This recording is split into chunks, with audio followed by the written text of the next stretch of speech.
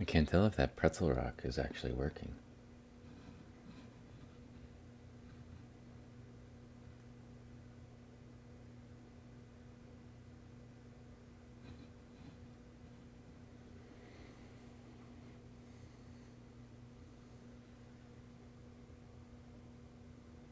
Hello, Micah.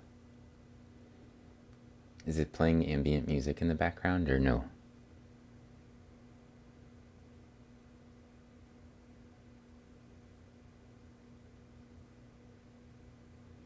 Okay.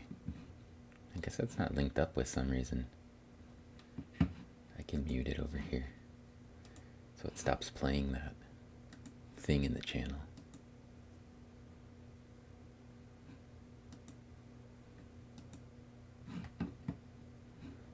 Hello, Pacific Plankton.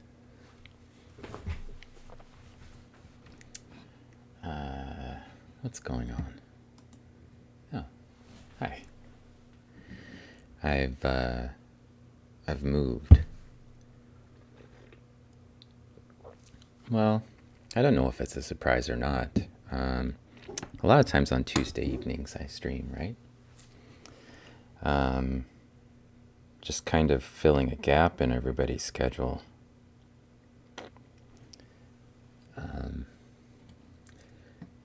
But I was going to do a little bit of work on the microscope, and I decided that it might be a good time to stream. And I'm kind of playing around with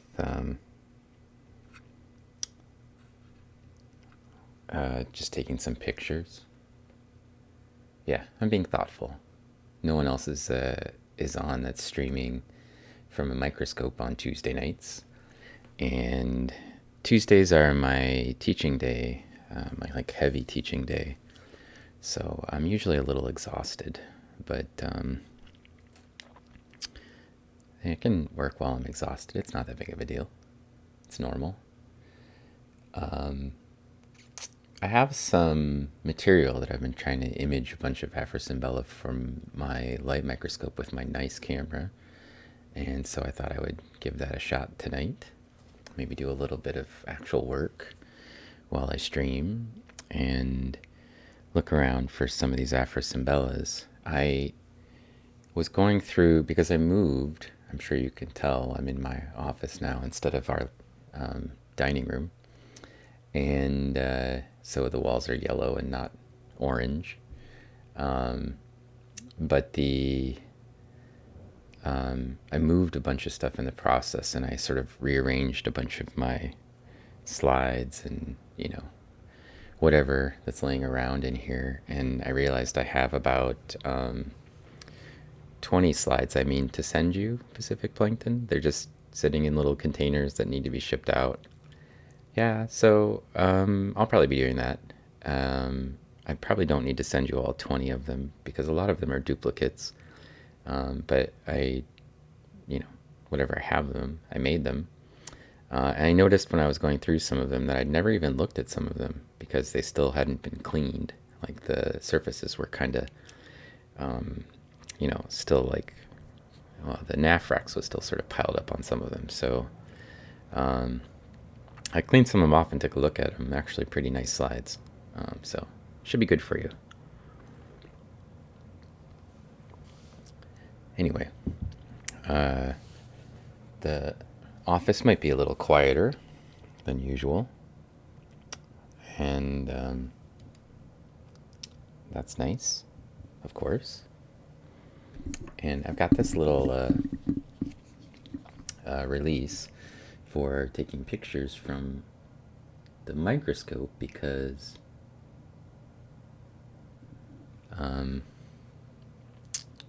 if I try to do it with the button on the camera, it actually causes too much of a vibration and the pictures don't come out very good. So I'm just playing with the trigger release for that for now. And I didn't remember why I made all these slides from this one site. It's like I was looking for something, but I did it so long ago. It was sometime in the summer when I started working on it that I totally forgot why I was looking at these. But these are samples from Tanganyika, of course, and Lake Malawi, because I work on African diatoms quite a bit. And gotta see how it jiggles. If I don't touch the desk, it's a little bit less. I can get some nice photos, and that's good, because I have pictures of these from my other camera, and not these individuals, but some of these same diatoms, and I wanted to go through and get some really nice images of them. So far, I've collected an image of an Afrosimbella and a Celophora, and this little guy is an Ensynema. And we know that it's Ensynema and not Simbella, which is the thing that you might most easily confuse it with, because the raphe, which is that line that's running down one side of the valve, the two long lines that look a bit like a mustache in this image. The mustache has sort of like downturned edges, or if you think of the whole thing as a sort of a giant mouth on this one, like the outline kind of looks like a mouth, and like two sets of lips, right? Then the raphe is making a poopy face, right? So it's like making a frown. And when the raphe makes a poopy face, it's Ensynema. It's probably mad because it got kicked out of Simbella for having a poopy face. Is it moving, or is the camera going in and out of focus? Neither of those things. What's happening is I'm touching the desk surface, and we're super zoomed in, and it's causing the microscope to wobble a little bit. And if I zoomed out to the normal size, it wouldn't be so apparent. It's just that I'm very, very zoomed in with my camera, because I want to get the focus on the striae when I take a picture. And the character of the striae in the scanning or in the light microscope is actually really important for getting your pictures, and to make it look really like it's sharply in focus, that part needs to be really tightly in focus. So I was just zoomed in a little ridiculously close. So just a little wobble. Not bad, Blue Orion. The jiggly desk, yeah.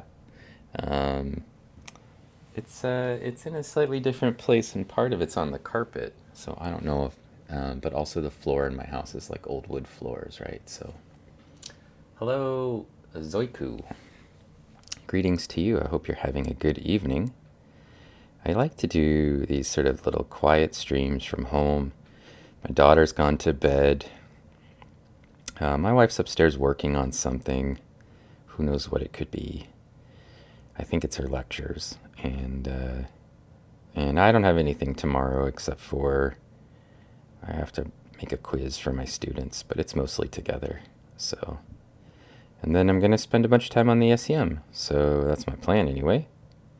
I've got one of my students, Addison, and we're going to spend some time looking through some of her samples, trying to identify some of her diatoms that are problematic because they're tiny and hard to see on the light microscope. So right now I am at 1000 times magnification, and I'm looking through a sample from, this one's from Lake Tanganyika in Africa, in the East African Rift Valley. It's the third largest, deepest, and largest lake in the world.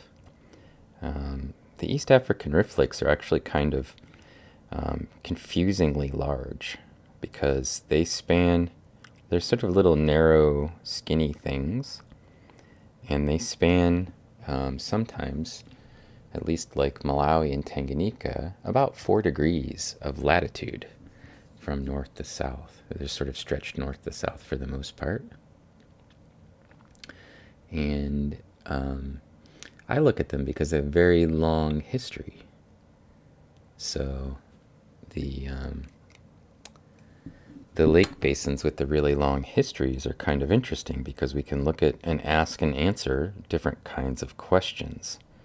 So one of the things we could potentially ask and answer is about evolution of diatoms. And we have timescales in that lake of something like 12 million year long continuous record from one site in a terrestrial setting. It's pretty common in the ocean to have records that are that long, but in the ocean, the time from one sample to the next is usually like tens of thousands of years sometimes. And in lake records, the time from one sample to the next is sometimes a year. So it's a pretty big difference when we go to look at it with respect to sort of what we can do with that kind of record. Yeah, so I am streaming tomorrow. What cell is it? Yama. This is, or Yaga, this is, these are diatoms. And they are the skeletal remains of diatoms. So the actual organism is an algae, a microscopic algae, and they are basically dust-sized, or silt-sized if you like, if you're a geologist or have a science background for sizes, usually ranging from like 2 microns to 200 microns. That's where most of them are. There's some that are kind of outside of that range. So we need a microscope to see them, but they leave a nice skeletal record in lakes and in the oceans. And so this sample was actually collected from the modern lake. These are modern samples from Tanganyika, and my friend Itzi collected them. And I feel really bad because I've been trying to get this work done for several years now. And I always have like 10 other things I'm working on at the same time. And really, I thought I could spend a bit of time tonight, do a little streaming, check out the new settings, and see how the microscope works in the office rather than in the middle of our dining room. And maybe get some pictures collected for the purpose of eventually publishing. Hello, Micah. I look mostly at dead things, yeah. Are there any biocontrols in place for transporting samples around the world? There are, especially if there's soil samples. My samples, however, are fossils, and there's no control on fossil diatoms. So because they're basically dust, there's no living component in them anymore. And so it's relatively easy for me to have them and store them because there's no organic components. If it's biological components, usually there's a lot of concern about it. So if you're bringing soil from another country, not sediments, but soil, there's microbes and things that could be living in it that could create problems. What was that noise? It's my backup drives. And nobody cares if I have some silica in a slide. So it's not really a big deal. If you're wondering what we're looking at right now, this one that we have right on the microscope is actually a phytolith, not a diatom. And these are what are called bilobate phytoliths. My postdoc, Dr. Chad Yost, he works on phytoliths from East Africa, and he's teaching a class right now. And I've been sitting in on it because next week I'm going to teach the students about diatoms for a bit. And so I've been learning a little bit about phytoliths, and I knew some stuff about phytoliths before because I see a lot of them in my samples. But I was learning basically the terminology for what they use to identify them. And this little guy is a cutie. So I thought I would stop and maybe get a picture so I could share it with Chad. And and see what he has to say about it. He might be able to tell us what plant it comes from. I cannot do that. These bilobate things are usually, they usually form, I think, in the leaves of plants.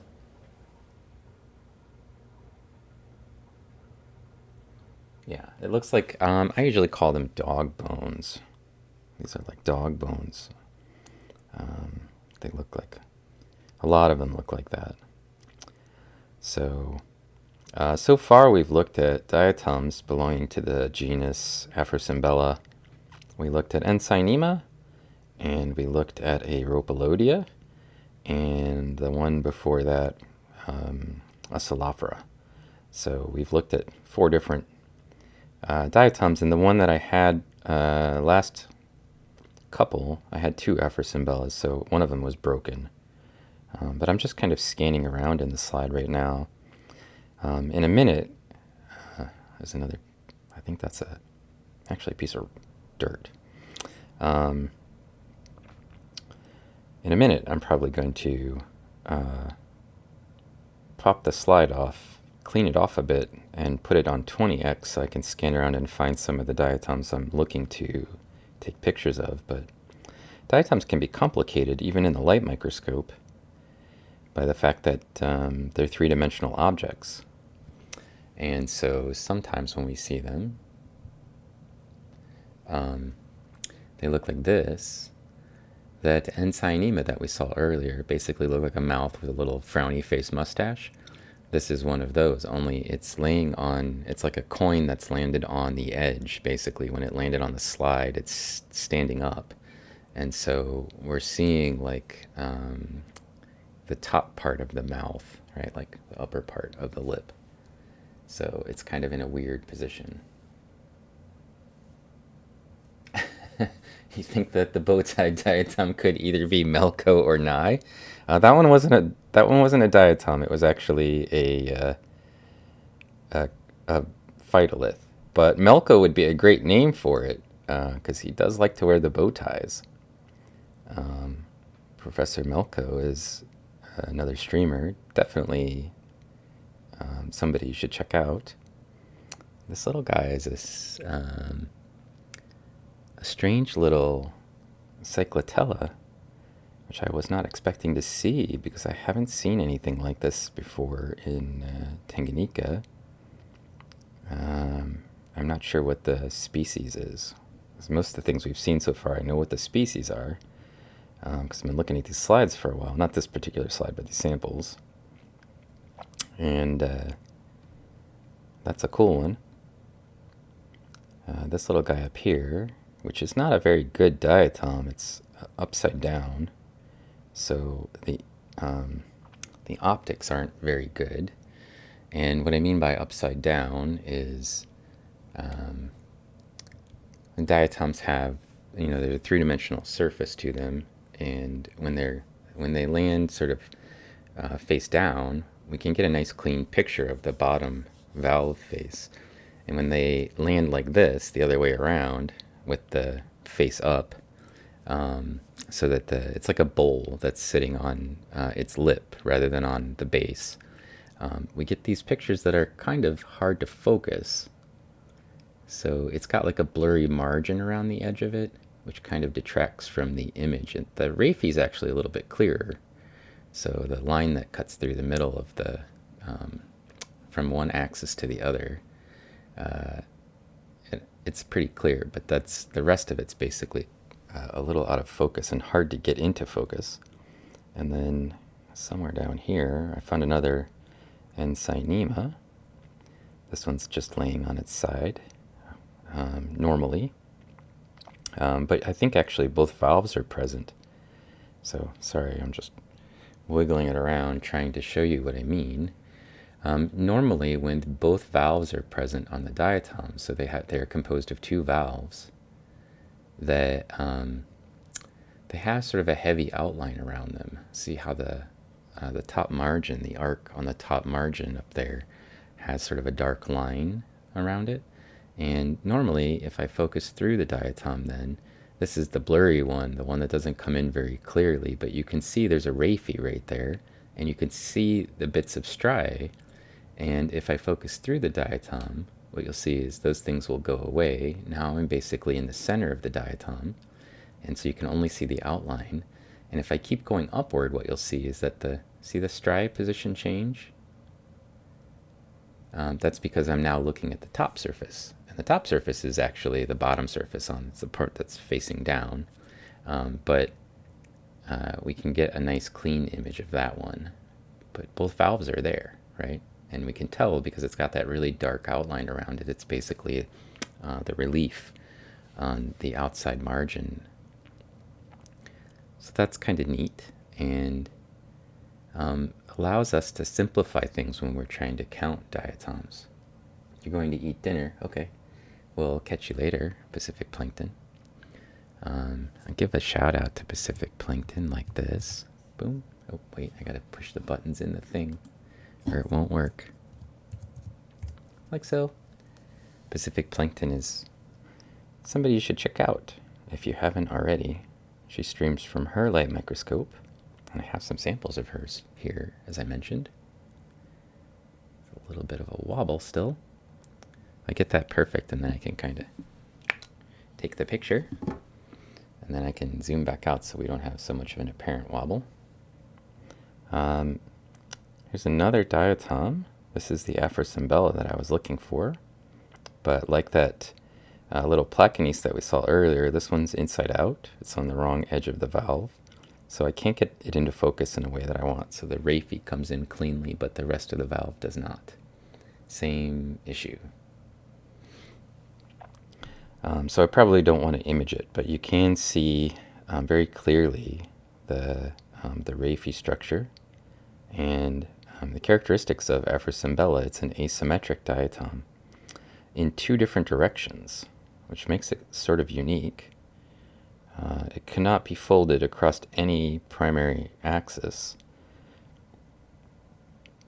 Here's another one of these Phytoliths, a different one. Again, shaped like a dog bone or a bow tie, right? It's not a diatom. It's a piece of silica that grows in between plant cells.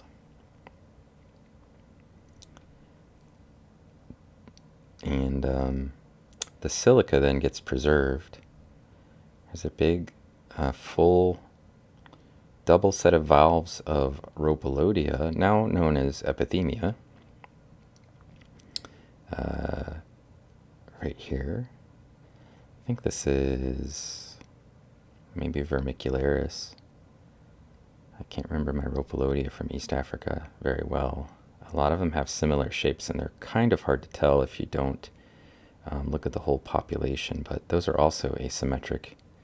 And the asymmetric Rhopalodias are, or I guess they're epithemias now, are sort of a diagnostic of East African lakes. Like, you don't find them very many other places, but they're all over in the East African lakes. And so I've seen them in Lake Malawi. We see them in Lake Tanganyika. I'm pretty sure they're in Lake Victoria as well. But they have that sort of characteristic asymmetry. This is another little guy that's got characteristic asymmetry that's only found in Tanganyika. This is Confonizia ungari, is the species name. It's like a little club shape, and one of the cooler Nitzias. This guy right here is another Afrosymbella, like the one that we've been looking at. Both valves are present. You can see that dark outline around the top again. And if I zoom in on it, so you can see both valves. There's one, there's the other. They're stacked on top of each other. And like the other ones, this one has two directions where it cannot be folded. But it's very subtle. And the name of this diatom is Afrosymbella Tanganyikae. It's actually named from the fact that it's found in Lake Tanganyika. And I don't think it's found in anywhere else. Although parts, I guess maybe it's found occasionally in Lake Malawi. Some of it's invaded there. but it's thought to be endemic or kind of endemic for Lake Tanganyika. And if there's a lot of it, I can usually tell immediately that I'm looking at a sample from Lake Tanganyika. So it's one of those sort of, occasionally I have specimens where all I have to do is see one diatom or two, and I know where I am. And that one, Tanganyika, plus the Confonizia ungari, those two are basically only found in Lake Tanganyika. And so if I see those and they're relatively abundant, I don't even need to know where the sample was collected. I can tell you that it's Tanganyika. And we played this game before in my channel from the scanning electron microscope, where I've had my lab assistant Mallory will just pick out some diatom samples without telling me what they are, and then just ask me where it is, and I can usually answer pretty quickly. And I've also, I think last time I streamed, I actually did it to myself by accident, just grabbed a slide and tried to figure out where I was based on the diatoms that are in it. Some diatoms are diagnostic of places. They aren't found in very many sites. And so we can use that to tell where we are. I mean, usually you should know where a sample comes from, but as an example of how unique diatoms are in some lake settings, where we just find something and go, oh, I know which site I'm in. There's a lot of large lakes with endemic flora, or flora that we think are endemic. And that's one of the things that my friend Itzi and I are actually studying. It's more of an Itzi question, but because she sort of deals with the genetics and evolution component, and I mostly deal with the fossil story and the evolution component. But we sort of mix roles occasionally on things that we think are interesting. Diatoms of the World card game. It would be a fun card game, but it would only be valuable for like a few people. A lot of people don't specialize in East African diatoms, so they probably wouldn't know it. But I suppose you could learn it. You could learn the diatoms and then memorize where they're from. I suppose I don't know if that's valuable, but it's something you could do. If you're ever lost and you just have a microscope and a lake appears in front of you and you're trying to figure out where you are and you happen to find a giant lake, it might be valuable. I think Biwa has its own population of endemic species, and all the East African lakes. Baikal has its own endemic species. Many of the Great Lakes have sort of an endemic, well, I don't know if it's endemic, but we think it's endemic. Yellowstone Lake has endemic species. Lake Titicaca has endemic species. And so, like, many of the large lakes in the world actually have endemic species that are, or if not like endemic to the lake, they're endemic to a region. One of the problems with endemism is, of course, so endemism is when you find a species in only one place, is that how do you know it only occurs in one place if you haven't looked in all the places? So that creates a problem where people could make an assumption that something is endemic, but then we find later on that it's not, right? Yes, Itzi and I make a great team because usually I come up with a bunch of crazy ideas and then Itzi shoots them down. And then later on, she changes her mind and tells me she likes my ideas. So that's the kind of characteristic I like to work with in a person. I first like them to try to challenge my ideas and later on come to accept them. It's perfect. But only after I've proven it, right? Only after I've taken the time to actually showcase why I think I'm right, why I should be believed. So I've switched down to 10x just so I can kind of scan through these samples. And we'll start at the bottom. I'll just do sort of a left to right, up to down. Oh, there's a Afrosimbella right there. I think I'm going to skip that one because it's outside of my... It's like on the wrong plane. Out here. These samples are really sparse. Let's see, I think I want to go this way. Normally we find a lot more diatoms on a sample. And I think maybe I made some slides from these or stubs from these and cleaned out a lot of the junk. Which is why they're a little bit more sparse.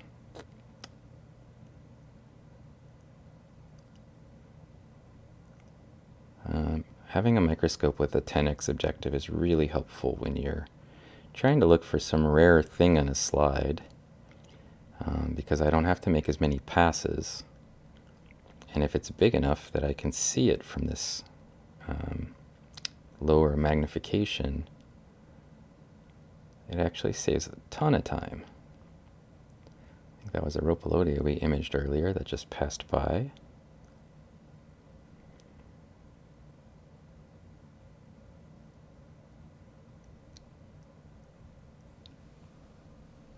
Hey, Two Chooks, how are you doing?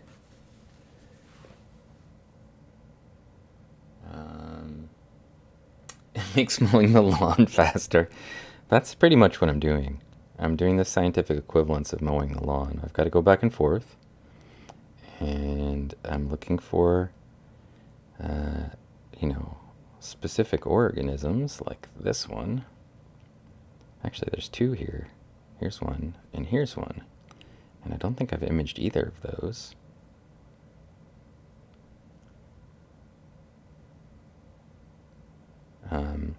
The only problem with it is, of course, I want all of my pictures to be taken at 100x.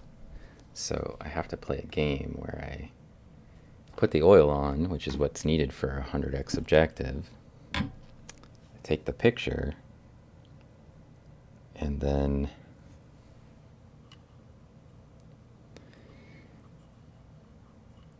clean the oil off, and then move around, and then put the oil back on.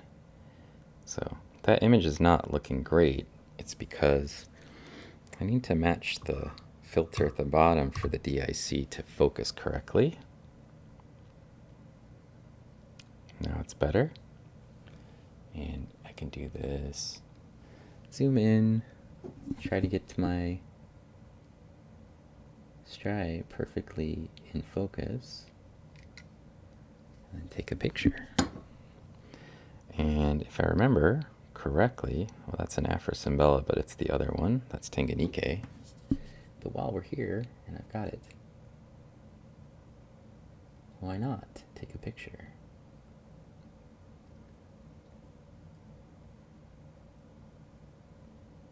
Both valves are present.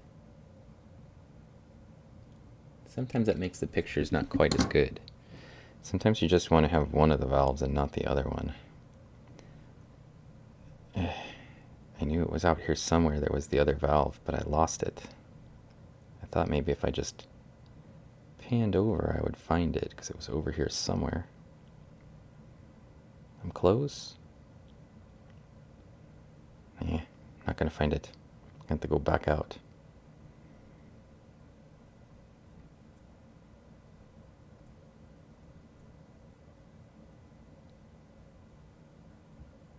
Probably.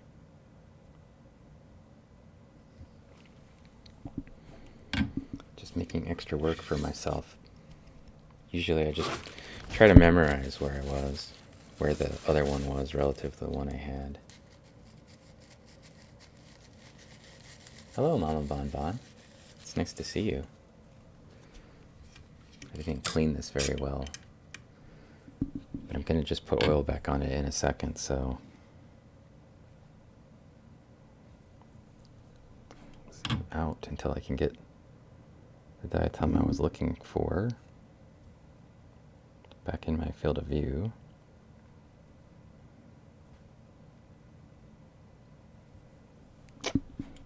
Really gotta go all the way out.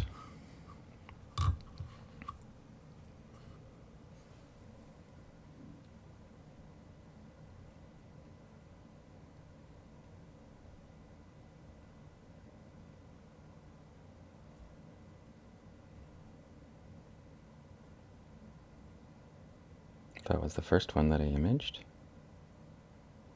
And that was the one I was trying to find. Right there.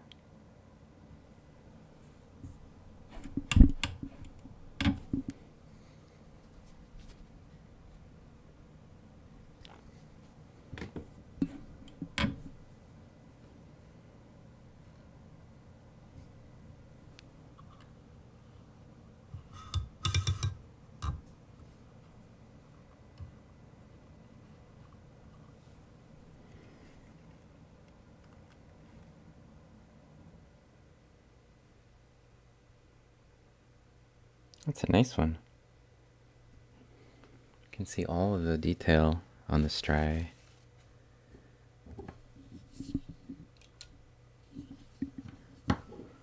It's going to be a good picture.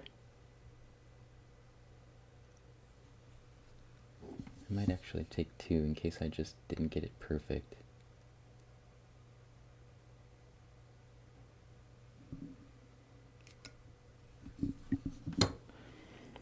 So normally when I image stuff, I don't use my nice camera to image it.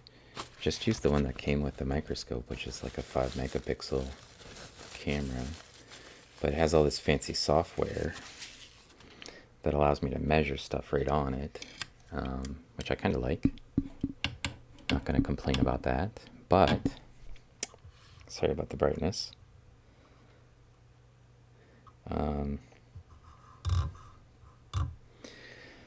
But if I'm not measuring stuff, I don't really need it. I would rather have my high resolution images, which are going to come out like this, maybe five or six times bigger with the same quality, so they'll actually be much higher resolution when I shrink them down. You can see I didn't clean all the oil off of it. That's what that junk is that's sort of making the blurry, swipey lines in the background. I get a little lazy sometimes when I know I'm just going to put the oil right back on it in a second, because it doesn't actually inhibit me from seeing the diatoms while I'm mowing my slide.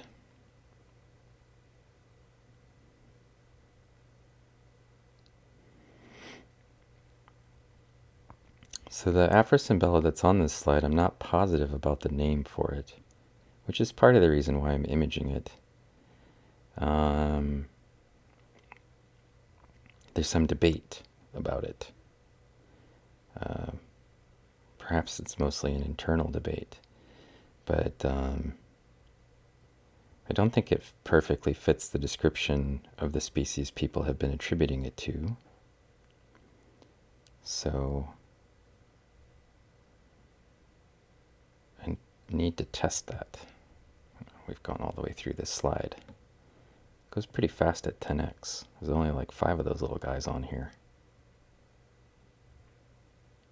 You can see where the oil wasn't. This sample is like, got the letter V on it, which means I went through a lot of slides before I got to this one.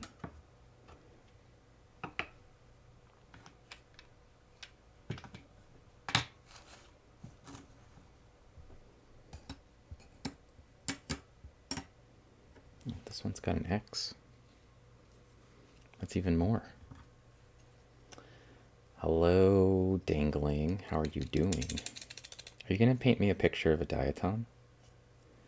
Like you painted the copepod picture? Because I don't think Mike is going to play any games with you tonight. He's gone to bed.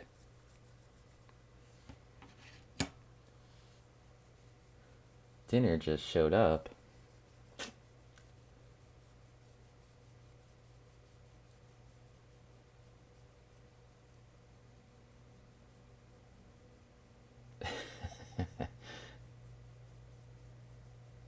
Hello, Andalore. How are you doing?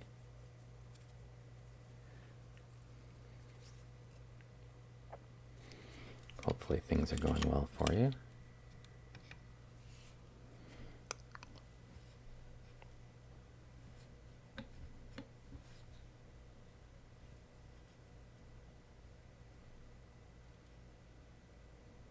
I thought Pacific Plankton said she was going to go eat. And then she's still here. Are you cooking? Am I on the background while you're cooking? That's what I want to know. Inquiring minds want to know.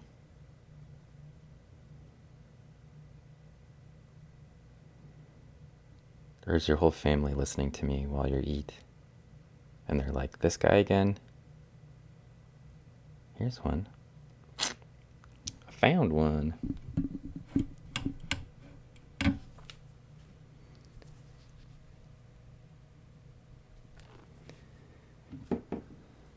If I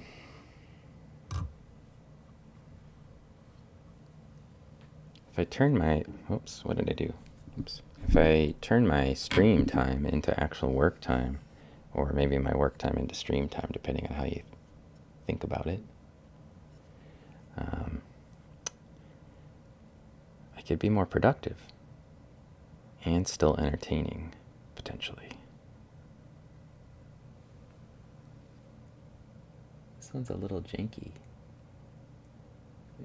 Like the cell's kind of broken up or dissolved or something.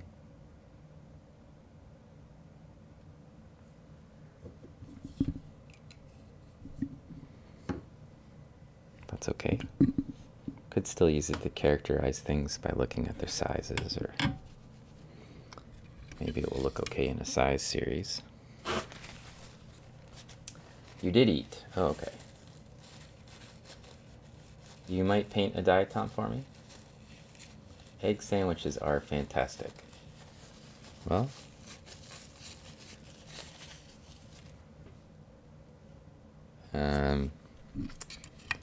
I guess it depends on what kind of egg sandwich it was. Sorry about the brightness. I don't eat a lot of eggs. But, maybe in the right setting it would seem really comforting.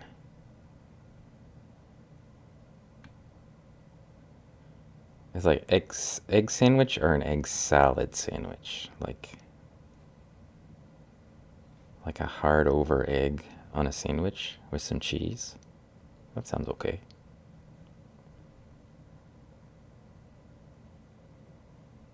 There's another one up there. It's a little broken.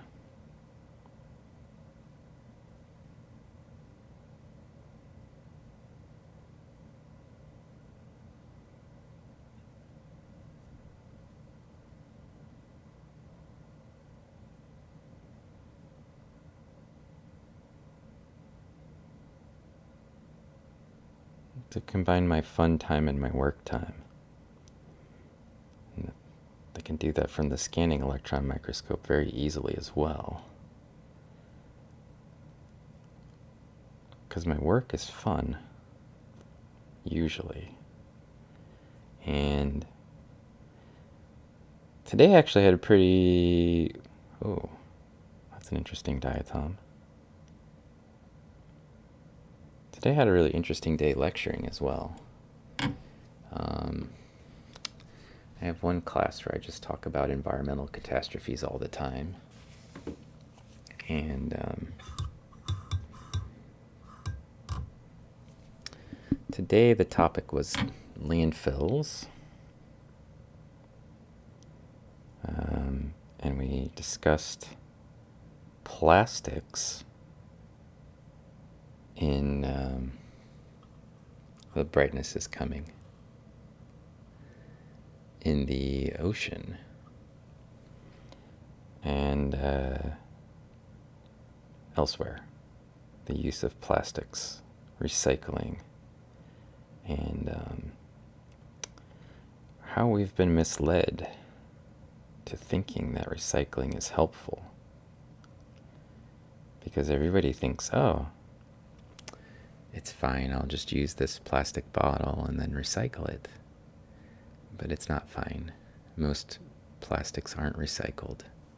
They just end up in a landfill. And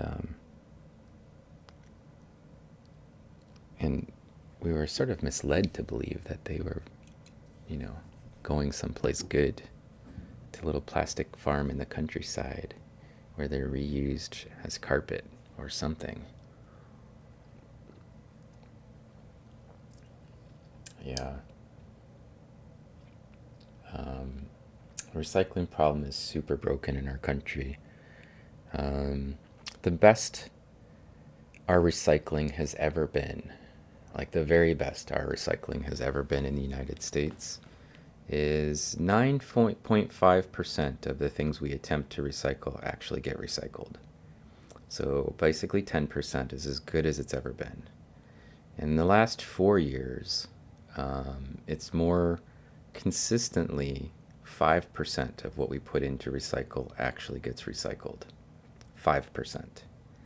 So every one of those 2-liter bottles that you drink your sodas in or whatever,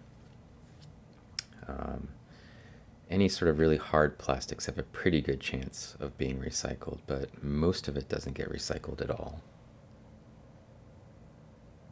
I lowered the quality for the output for my stream, for the video quality, like several times. I felt like maybe I'd gotten to a point where it would be acceptable. Yeah, it's hard to get it to go any lower. I guess if you're watching it on your phone or something, maybe there's a problem, or if you don't have high quality, high speed internet or something. But then it degrades the quality for everybody if I lower it any further. I will tell you, the camera that I'm using right now to image these things for you, and also to use as a video camera, has 4K output. So it comes from my camera into the computer 4K. And so I have to degrade the quality a lot to get it into something that I feel like people could even consume. But I will see if I can find another way, because I've had people complain about that before. And it's, I keep trying to make adjustments, but it's hard for me to get it to work for everybody.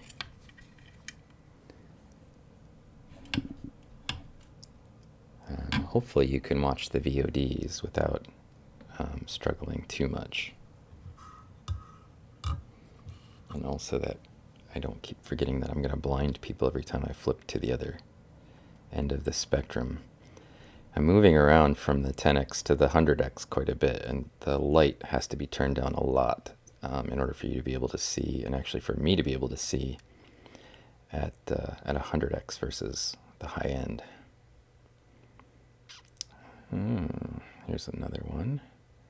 This one kind of looks like an initial valve. Yeah, so, plastics are a really disastrous problem, and especially recycling, and especially e-waste.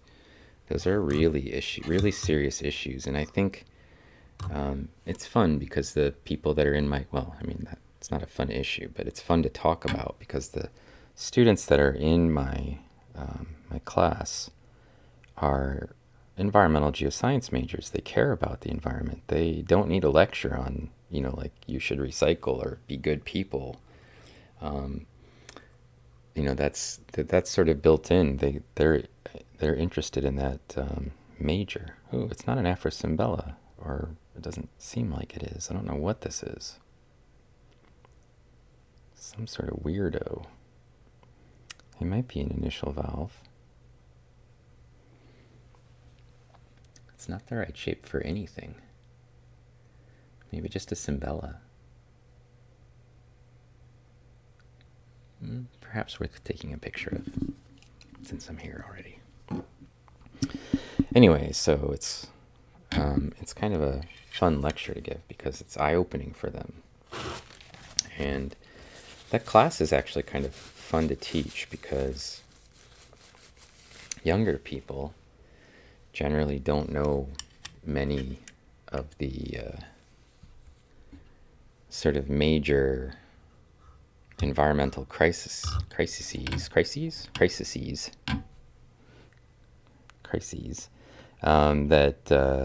that we've already experienced. And so, as an older person teaching those lectures, it's kind of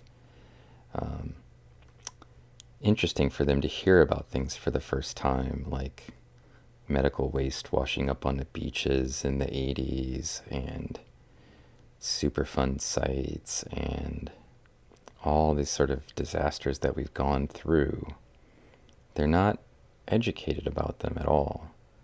They're kind of news events that move, out of our mind after, well, we experience them, people get mad about them, and then we don't hear about them anymore, right? That's basically the way that environmental catastrophes sort of function. And as a result, sometimes they get resolved, sometimes in a good way, but many times they just persist as a bad thing and kind of stay that way. And so for me, it's a fun class because I can kind of expose a bunch of the things that they probably weren't aware of. And every one of my lectures is this, like, I don't know, here's a catastrophe that you don't know anything about, probably, that I'm going to talk about for a while. It's like basically how all the lectures go. And normally when I make a lecture, because I'm just putting together all of the pieces for this one by myself. Oh, that's really bright. It's like the camera didn't adjust down. Yeah, I can do it.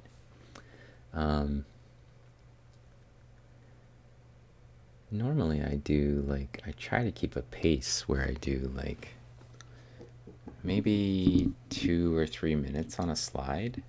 Like I have kind of like a system, and I don't spend a lot of time on any one slide for very long. But for these, I can put a slide up and just sort of talk about like a story about something for a while, so it doesn't require quite as much like numbers of slides going in. Oh, it's a problem on Twitch's end that streams can't be watched. Yeah. Wouldn't it be better if we used glass bottles? Yes. Categorically. Glass bottles were much better. In the old days, we just reused them. We didn't even... Recycling was like not a concept for glass, really. You used to have like a deposit that you would put on glass bottles, and then you'd bring the bottles back to the store and they'd give you your money back and you'd buy some more bottles of Coke or whatever. And I thought that was a pretty good system. But when plastics came along, we just decided that was more convenient to throw the things away. Because I didn't have to have that exchange with the stores. So, and the funny part about it is, of course, that... not haha funny. The serious problem funny part about it is, if you look at who's the worst state for throwing trash away, buying and consuming too much stuff, Indiana ranks second. So I can pull that fact forward and throw it at them like, this is us, right? This is not like some distant problem. This is them, probably not the people in the actual class, but their parents, their families, that are actually responsible for it. And if they could get that message out even a little bit, it would actually be more impactful. So I try to make something that really sort of sits in their mind and stays there, occupies, like takes up space in their thoughts by giving them really challenging things to think about with respect to like what we're doing to the environment.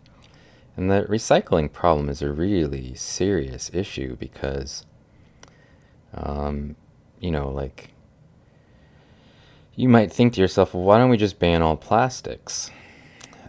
Because plastics are the root of the problem, you know. But but some things are actually worse than plastics in a way, for a different reason. So they did some studies like how if you used a cotton bag that was fabricated in a store and you bought that, you had to use it like 9,000 times in order to make up the energy deficit that's used to create the cotton bag because we waste so much energy. It's such a costly, energy inefficient process. Whereas a plastic bag is actually pretty inefficient. I mean, a pretty efficient process. And so, like from the business end, that's part of the reason why we use it. But then it creates a problem where, like it creates a separate set of problems. So you could potentially be creating problems if we just switch to cotton or paper or something else. You're shifting the environmental problem around. It's not as simple as just stop using plastics. If it were that simple, we probably would have resolved it already. And there's some things that basically plastics are still the best solution for. We don't have a good way of like storing food products that don't use plastics that need to be shipped to some place quite distant. And so, you know, the the preservation quality of plastics is actually kind of really good. It's that it's single use and that it's forever once you make it that are really the problems. So it's challenging. Conceptually, it's a little challenging for people, and I don't think it's not a simple issue. It's not like you can just resolve this. The trick is, and it's something that Pacific Plankton already said in the channel, which is what you do is reduce your waste. Reducing the waste is actually the way to solve the problem. Try to find ways to not buy things, not buy things that are worthless or useless or have only one use, and then you throw that thing away, like plastic forks and bottles that can't be, that can only be used once and then have to be recycled. So let's see. Yeah. Reduce first, then reuse. And then the last recycle is the broken one. It's the one that's basically the real issue. Each city has their own rules, what they accept. Like right now, basically you can't recycle glass anymore at all. There's no there's no place that will even take glass around here. So when if we switch to glass bottles and we don't have the deposit system, then the glass just goes into a landfill. I mean, at least it's glass, so it's like, natural components, but it still creates a really serious issue. And the e-waste is another really serious problem that we don't have a solution for. In the U.S., like, I don't know, it's like 80% of our e-waste just is illegally shipped overseas. Like we somehow export it out of the country as trash that it's not supposed to be going out. And those countries basically take our e-waste and pillage it for rare metals and things, and then they don't have regulations about the e-waste that we do, so they just throw it out. So it's a really challenging, I think, ideas. And the Superfund sites are a whole other issue. Yeah, it's the history you don't learn in school. So, because they don't really learn about Superfund sites. And we actually have two here in Terre Haute that, they're kind of groundwater Superfund sites, and they're all past tense. It's stuff that happened a long time ago. They've been, at least far as the EPA is concerned, they're resolved. But I think it's scary for them to have them find out that there's a Superfund site that's like 2 blocks from where they're sitting, and they never knew about it, right? So I think it's really, I don't know, it's like an eye-opening course. And I think I like to try every week. It's like a different serious environmental problem that forces them to kind of think through things that hopefully challenge their viewpoints on stuff. And I don't know, I'm hoping I make a difference for some of them, at least to get to think about things differently and to hear the things that they're not used to hearing. So, Pacific plankton nest, how do you figure out that you're looking at initial valves? And usually they're always the largest in a size series for a diatom. So if I were to line them up end to end in a like a police lineup by height, or by length for diatoms, because it's not height, they would be the tallest, right? They'd be the one that that would have the longest long axis, because they have to form from the babies, from the oxyspores, and from there they basically form the initial valves. But the initial valves are often weirdly shaped, and so you might mistake them for being an entirely different species sometimes, or like they're missing components sometimes. And the easiest way to tell that you have something that's an initial valve is to line it up with all of the other ones, and then it'll have the same like striated density, and probably the outline will be mostly similar, but it might be missing, like stigma, or it might be missing characteristics that help you normally define the species. So there's a little guy right here, one of them that got past, almost missed it, and I think that one's in good shape. Watch your eyes, jumping up to 100x.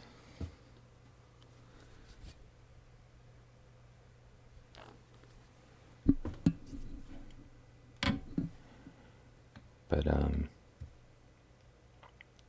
it is in good shape. Light's coming up.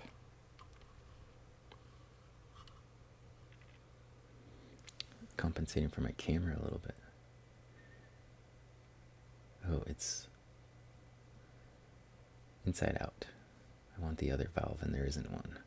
But I'll just go ahead and image this one because I can get a nice clean shot of the raphe at least.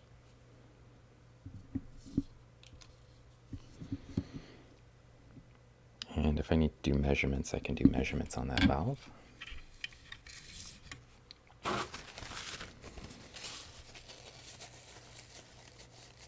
The story of stuff, yeah, that's a good one.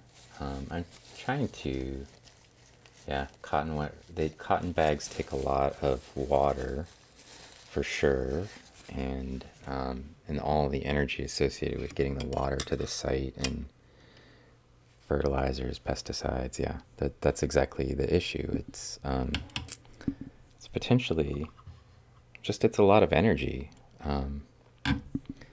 And this is like the system that we have.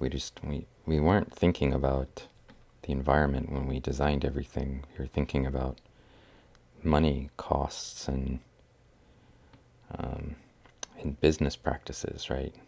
Or farming practices, or in the case of big oil, I'm pretty sure they knew from the beginning that recycling was never going to work, and they just lied to us about it.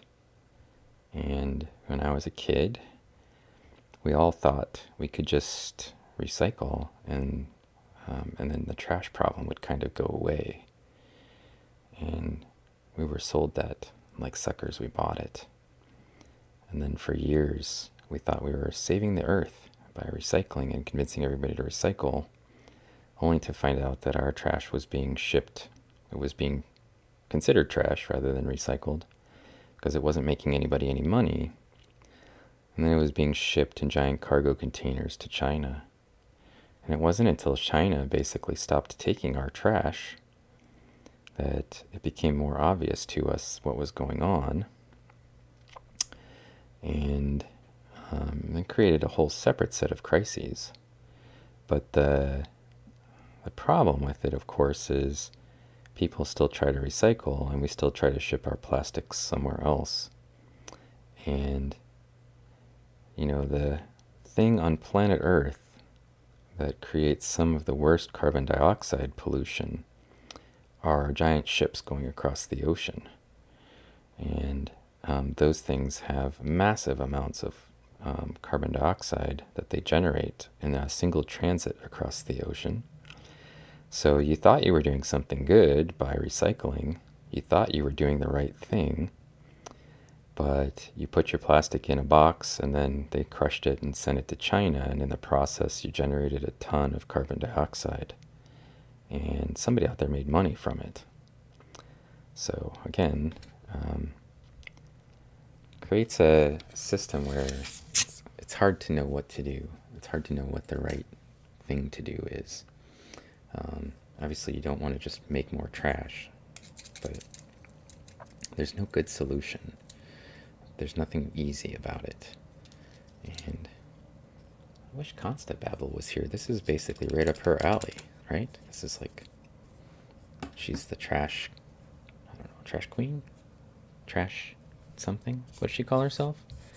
Captain Trash or something?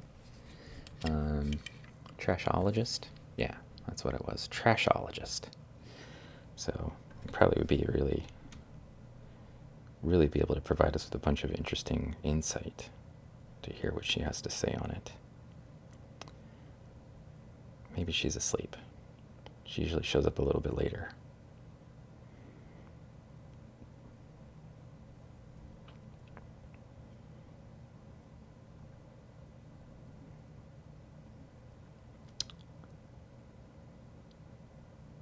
So I've got my face in the microscope and I can't see what people are saying at the moment, but I will pop back in and try to engage. Let's see.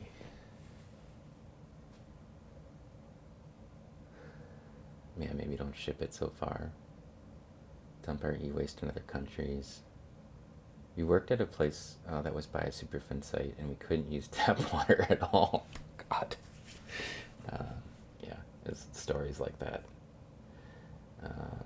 Afraid of Me says, I'm doing research on best bait to trap salmon, and my professor brought to my attention that the bait I was using contained glitter, microplastics, and you'd never even thought about it. Microplastics are the other part of the conversation that I was having with the students today, because it's a really serious problem.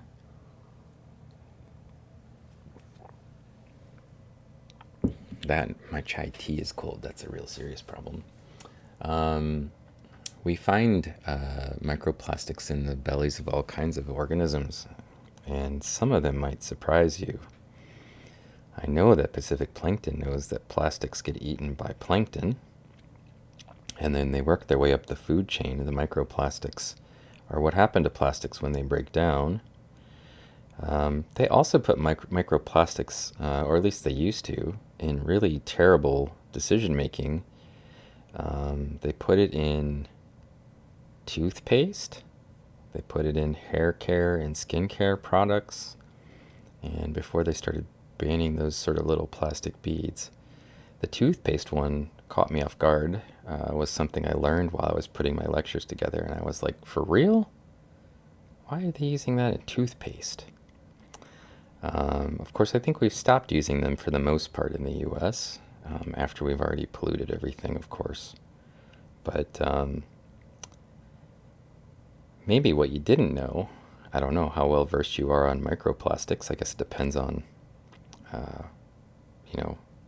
what your interest in it is. But there's, of course, microplastics in the air. And they found microplastics in mosquitoes.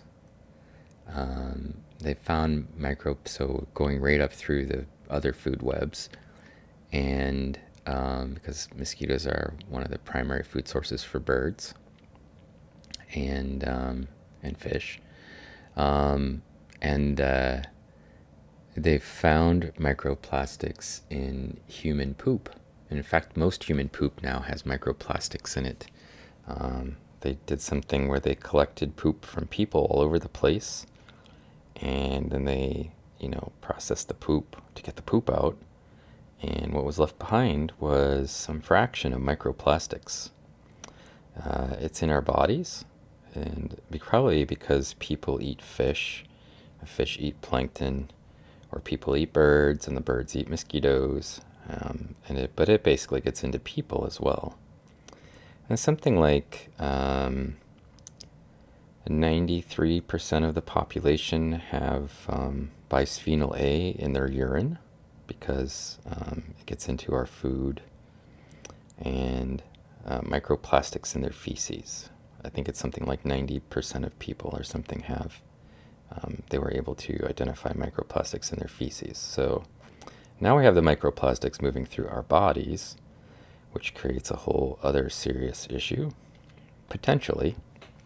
One of the things is we often let environmental disasters sort of get out of hand before we really start to understand them. And the plastic thing has just been out of hand for a while. It's just totally out of control. And we don't know whether some of those things are, it's probably not good, but we don't know how bad it is. And we know that like bisphenol A is a endocrine disruptor, and we know that some of the microplastic stuff could potentially cause cancer. But the science is a little farther behind than that right now on some of those aspects of plastic that we just don't understand. This one's going to be a good one. This thing is kind of chubby. I'm not trying to shame it. I think it's a cute chubby. But trying to get the little tiny areola completely in focus and then not wiggle my desk so much. I'm going to try that one again just in case. What could it hurt? I can take as many pictures as I like. My camera has limitless image collection power, basically.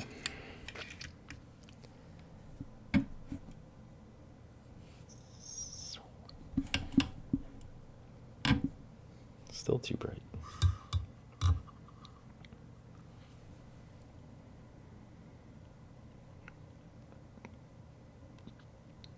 In any case, it's a fun lecture to give because I feel like I'm like the old wise man telling the younger people about all the terrible things that have gone on that they probably weren't aware of, and they want to make a difference. So it's hopefully the right people to give that information to, because those problems are going to get solved. Part of it's got to be through education. At least part of it has to be training the next generation to be prepared for this sort of craziness. Look at the oil. Isn't that like looks super weird, sort of artsy. I don't clean it up correctly. I'm just kind of looking through it anyway, but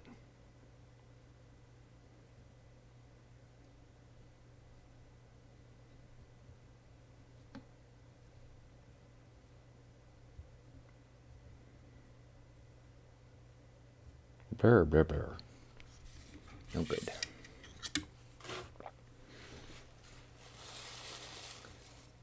That toothpaste is so weird. Let's see.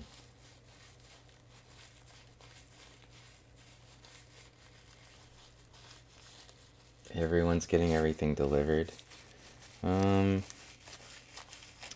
Yeah, I don't know. Like, there's a lot of packaging, and that's where most of the waste in the U.S. comes from. So, it's definitely an issue. I suppose we could recycle a bunch of cardboard, but there's a lot of plastic in that as well.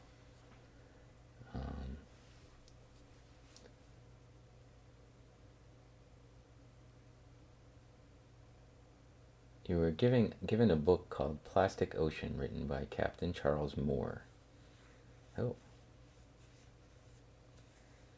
You're 50, older than your professors. Well, you would be 1 year older than me. Unless you're just close to 50. But, yeah. Most of my students aren't 50. Some of them are.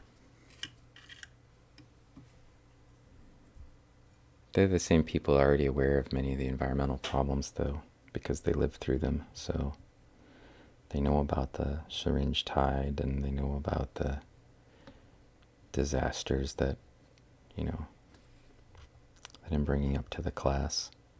Maybe they forgot about them. But then I have somebody I can empathize with about all the kids and how they don't. Hey, these kids, they don't know anything. So that's still good. I mean, besides you guys, clearly.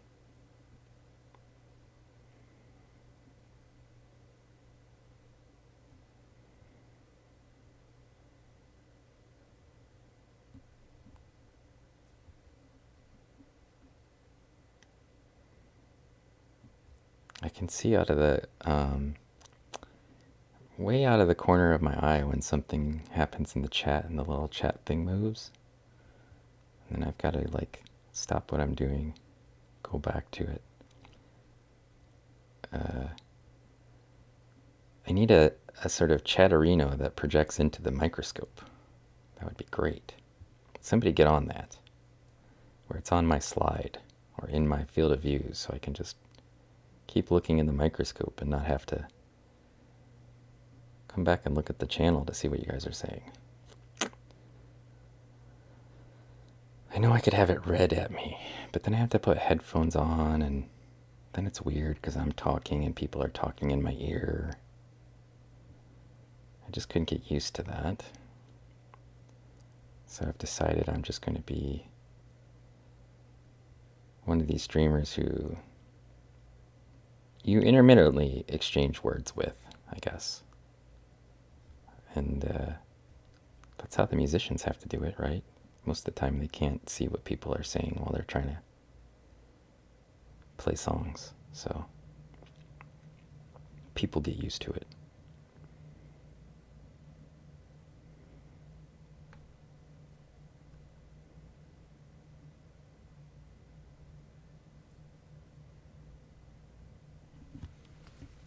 Tropical Geek. Let's see. You kids can handle a large raid if I bring one. Of course, we can always handle it.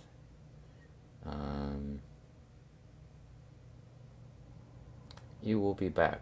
That's fine. If you need to bring people. I know you got your big team of people from paleontologizing that come over and raid us occasionally. We always appreciate that.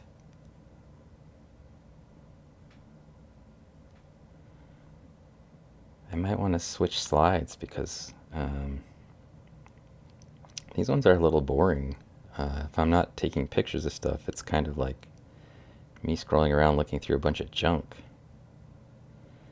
And if you're going to bring people in, I probably should switch to something else. But I have all these big slides from Pacific Plankton's collection that we could look through. So those ones are got exciting stuff in them.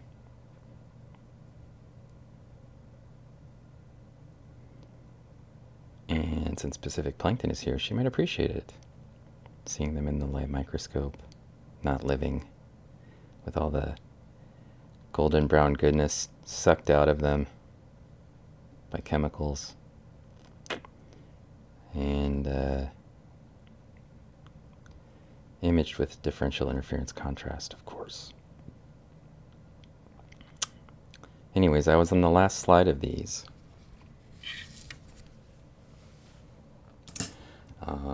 of the set that I was looking at. Let me go grab, I think I stuck them in the other room. Be back in a second.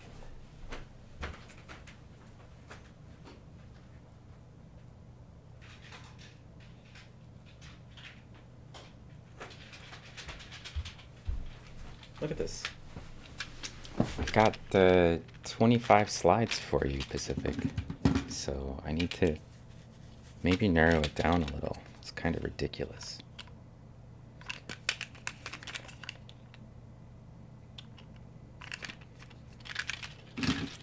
And my little tiny containers are scattered all over the place.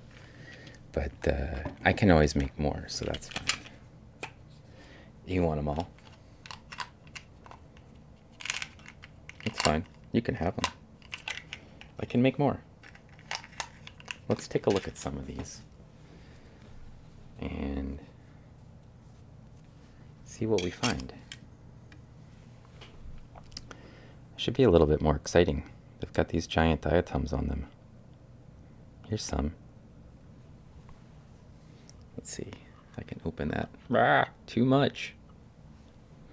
So those other diatoms that we were looking at, they were in at 10x, and we could barely see them. And this is also 10x. So just to give you a sense of the size of marine diatoms versus freshwater diatoms, these are the little marine ones here. And that one that we were looking at wasn't even particularly big for a marine diatom. It was just sort of moderate sized. They can get even bigger. And that one's sort of a good example of that. Let's zoom in on this little guy. Here. You see the surface? It's kind of cool looking. That's a 10x. Here it is a 20x. Let's see, I can turn the brightness up a little bit so we can see it. You can see that the valve face is covered with a bunch of little weird things. Little dots. Like bubbles of some kind. There's a little piece of trash on the screen. And if I jump it up to 40x, and then I jump up the optics to 40x, and I can turn it up a little, and then there we go. We can actually start to see a little bit of that structure on there, and the color. It's not real color. I mean, it's apparent color from the light refracting through the valve. And you can see those little sort of pie wedges that go back and forth, right? This is at 400 times magnification, and the let's get rid of this for a second. There we go. Now you can actually see it. A nice clean view of it with that sort of blue color in the middle. Looks really pretty. We're going to take this up to the highest magnification.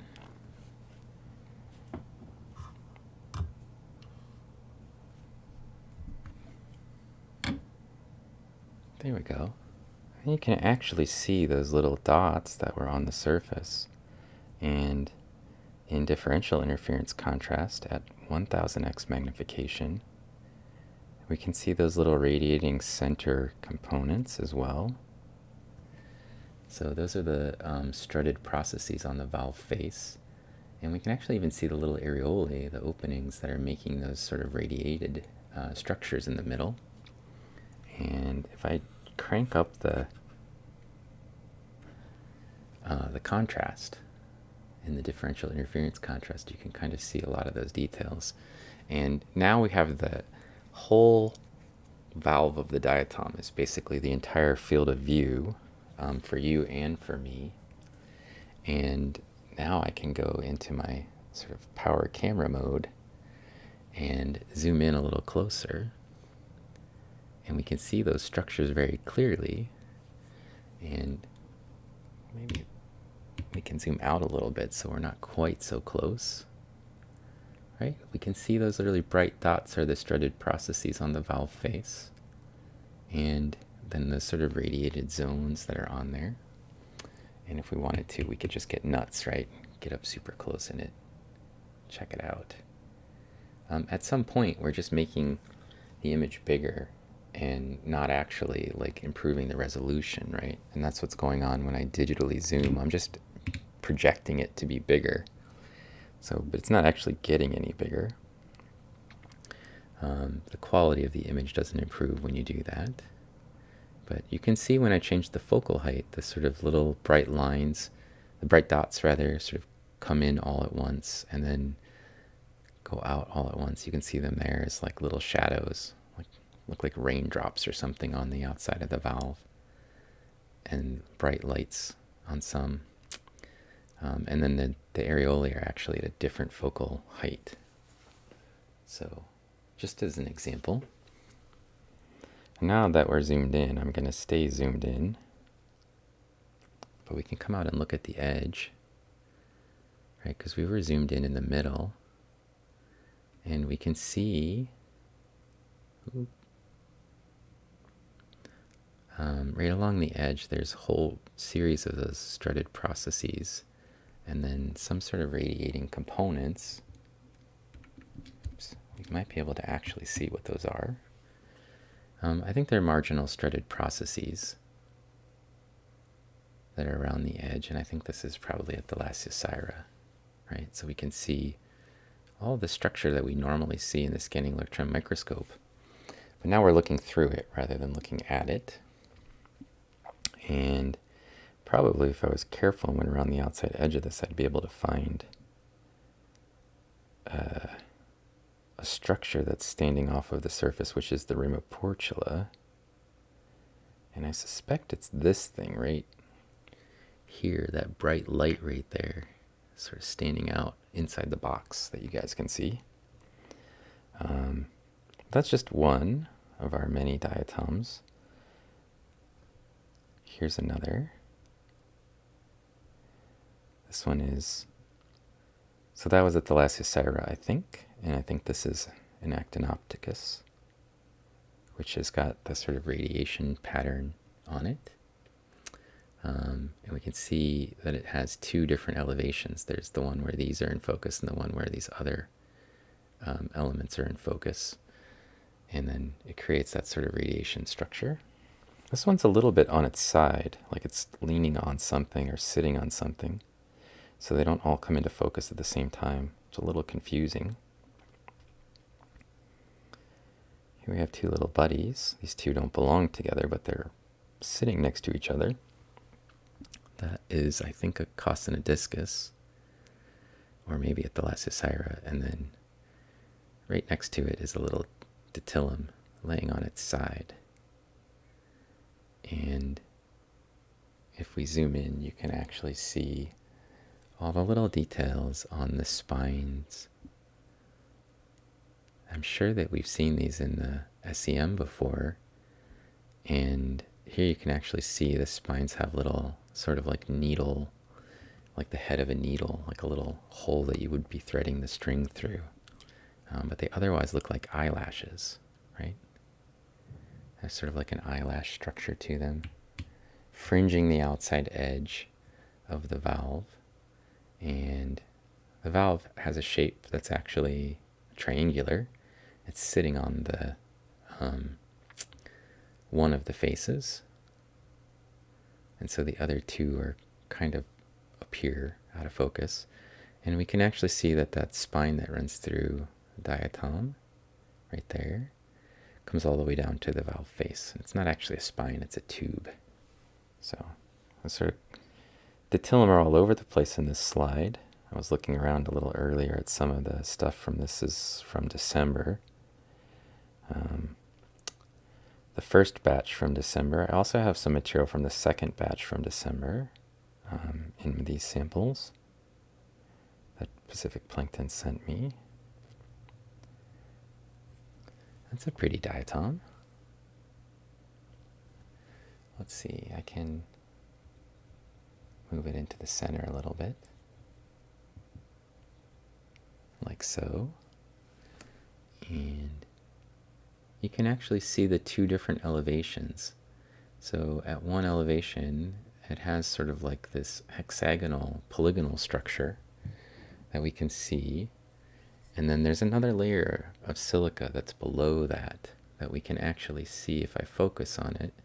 So there's a hexagonal layer, and then there's the other layer is sort of at the top of it. Let's see, if I get in close, we might be able to see some of those little tiny structures on the surface. So that is the layer with the hexagonal surfaces, and there's little round openings, and there's like a second layer right there that's a sort of a sheet that's over top of everything.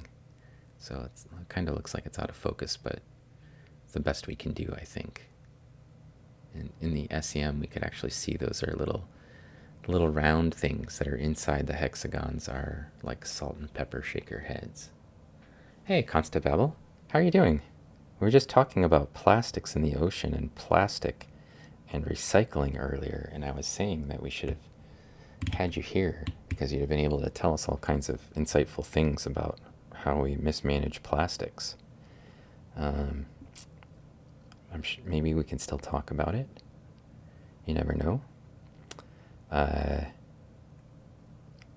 what's this? It's an Ellerbeckia.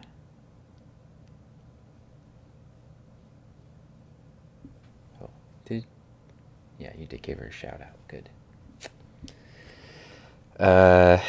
Yeah, so these are some of the material from Pacific Plankton that she sent me in December. That one's broken. See? A little bit of a broken diatom. It's got a fracture running right through it right there. That's not part of the skeleton. It's not supposed to look like that. Probably I manhandled it, put it in a vortexer or something, and it didn't like it. I'm not sure what this guy is. I think it's a Melisira. I remember we found some Melisira in the December samples. I think that's what that looks like in the light microscope. It's a little tiny sort of grid network on the valve face with little bigger dots on it. One thing people forget about plastics is that they're made of fossil fuels. Well, we talked about how big oil has sold us on all kinds of garbage about plastics that isn't true, so I didn't explicitly say that they were made from oil, but it is definitely an aspect that is a concern. Here's another Casanodiscus, and you can see again there's sort of like a whoops, here comes Paleontologizing with 75 viewers. Hello, Paleontologizing. You picked a good time to come in with your raid. We're looking at some material that Pacific Plankton sent me, and I processed it, and it was dead when it got to me, but I mostly look at dead things. I look at the skeletons, and Pacific Plankton tends to look at the living parts, so we make a nice team like that. Right now, I've got it at 1,000 times magnification. We're looking at this sort of gorgeous little guy right here, which is a Casanodiscus from the San Francisco Bay. And when I'm zoomed in with my camera, I can zoom in a little closer for you. You can actually see all kinds of details. I want to thank the people who are following and the raiders who all came in. If I don't catch it, it's because I'm busy trying to also run a microscope at the same time. And hopefully Pacific Plankton will catch some of it. Bearcat, thank you for the follow. And yeah, thank you for shouting out to Paleontologizing and bringing his giant raid in, so we can look at some cool stuff. And we've been talking about the influence of plastics and microplastics and recycling all day because it was a topic from one of my classes I taught earlier. But so here you can see there's two different sort of focal heights, and they're a little more obvious. So here's that layer with the little tiny the kind of little tiny tick marks around the outside edge of the hexagons. And then when I focus, you can actually see there's another layer there with the little circles. So there's two different layers of silica on this Casanodiscus, and a light microscope sees through things rather than sort of seeing the light bouncing off of the surface. It sort of functions a little bit like an X-ray, and you see through things.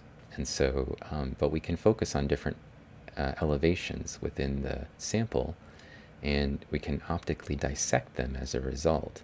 So we can see what's at this layer, and then I can move it just a little bit, and we can see what's at this layer. And as a result, we can actually see when things have a shape.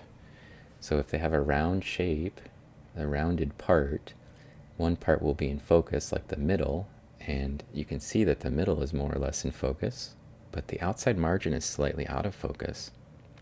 And so if I focus for the outside margin, right, then the middle's out of focus. So we can use that to basically figure out that this is slightly domed in shape. And you can see that the outside margin, when I do this sort of wiggling around, comes in and out of focus, with the middle coming in and out of focus at the opposite times. And in your brain, you can put that together, that's actually a three-dimensional shape. And that's what most diatomists are, when they move around on the slide, they're focusing up and down like that.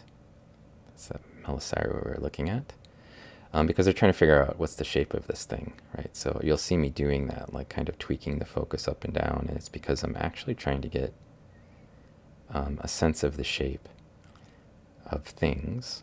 And the little round things that we're looking at are all diatoms.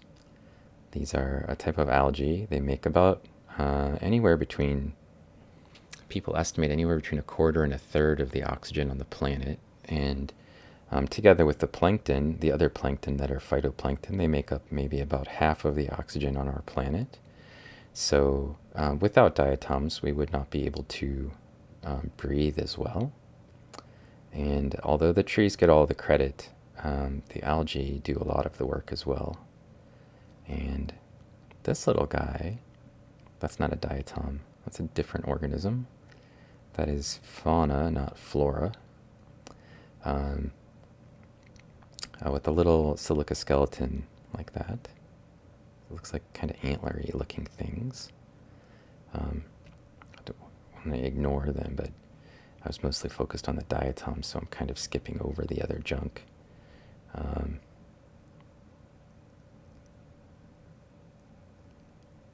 We're looking for pretty diatoms. Here's one. That's a pretty diatom, right? Let me get rid of the box. I can do that.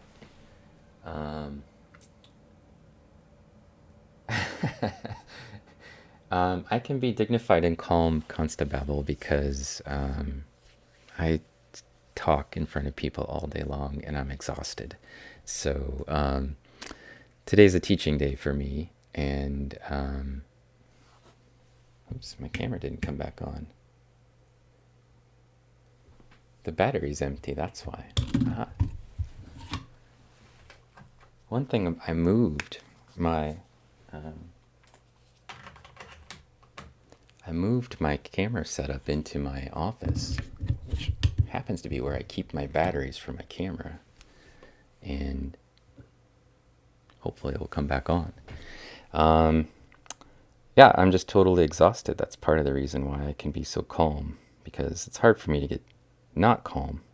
I don't have any energy left, and my chai tea's gotten cold, so I can't even get sort of like a caffeine buzz.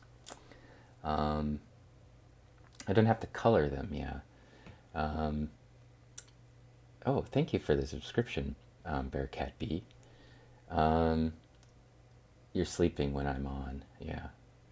Well, oh, Constantine, I see, yeah, that's true. She comes on kind of late, because it's she's in Australia, right? So this is awesome and epic. Well, I'm glad you like it. If you like other microscope streamers, I think we can arrange for you to see some of them by following these other people in my squad. All of those people use microscopes somewhat. This monstrous thing that we're looking at is not actually the diatom. That is a sponge spicule. And it's got a nice little needly point on the end here because the sponge does not want to get eaten by things. And so it fills its body with these nasty little silica needles called spicules. And it really is a deterrent for things when they go to eat the sponge and they bite into it and they get a mouthful of that. Sharp little needly spines. Sometimes they've got little tiny, like smaller spines coming off the bigger ones. But the sponges basically use those for largely for defense. There's probably a structural component too. But you can tell that it's a sponge spicule because it has something called an axial canal. So right down the middle of the, from one axis to the other, the tip to the tip of the needle is a little channel, basically, in the silica. And so you can see that it's there all the way through, right? This giant sponge spicule. This one's broken, so normally it would continue on. But you can see the axial canal there. And occasionally have people confuse them for diatoms because they're made out of silica, and then I have to, tell them all about axial canals. But for me, they're super obvious what they are, because I'm used to looking at diatoms, and diatoms usually can be identified by the fact that they're covered with little holes typically. Sometimes they're not completely visible in the light microscope, but this one is. You can see there's little holes all over the surface of that. We'll zoom in, and so you can see little tiny holes all over the surface. That's usually a sign you're looking at a diatom. Also, they're very symmetrical for the most part, so that you could, like make a snowflake if you folded paper like you did in kindergarten or first grade out of them. So what we see on one end of the valve, let me move that up a little bit. What we see on one end, on one side, occurs on the other side for the most part, right? So we can see that this structure on these look like little antennae occur on both ends of the valve, and there's sort of a mirror plane across which their valve is structured. So there you go. Bigfoot, there's a whole bunch of them. So A Tiny World hasn't streamed very much recently, but she usually does water bears. And Pacific Plankton usually looks at the same stuff I'm looking at, but while it's alive. So she sent me these samples back in December of 2020, and I made some slides out of them. And I was actually getting ready to send them to her so she could have a copy of them. And this little Odontella looking thing has got a cool little doinky antenna on the top of it coming off the middle right there. It looks like a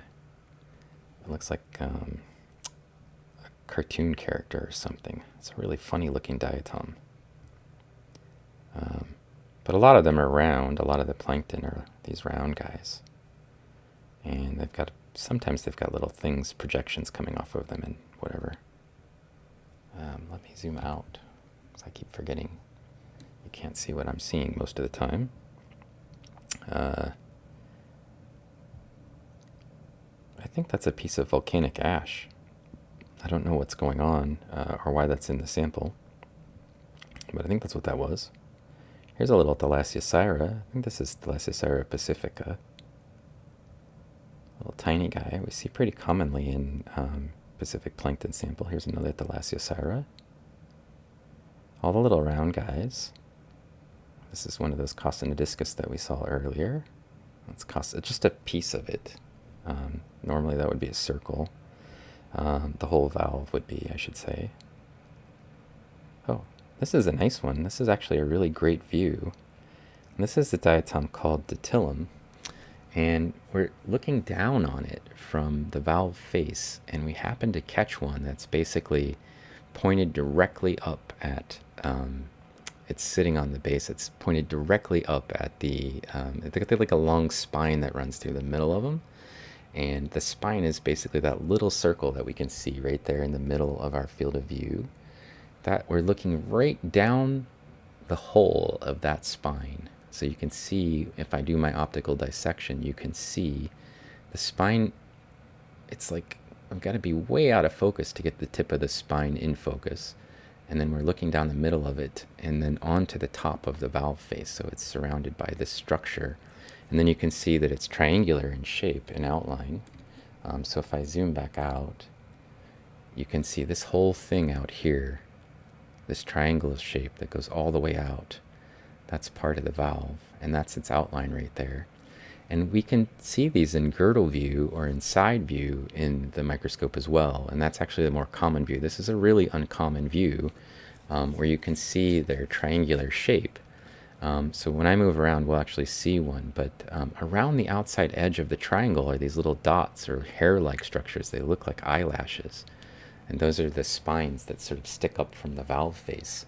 So when we find one and laying in on profile in side view, we'll be able to see the spine. I just want you to keep this in mind if you hang out with me here, that that little round thing in the center is the spine, and that the stuff that's fringing around the outside edge here, these little eyelash sort of things, are little spines coming off of the valve face. So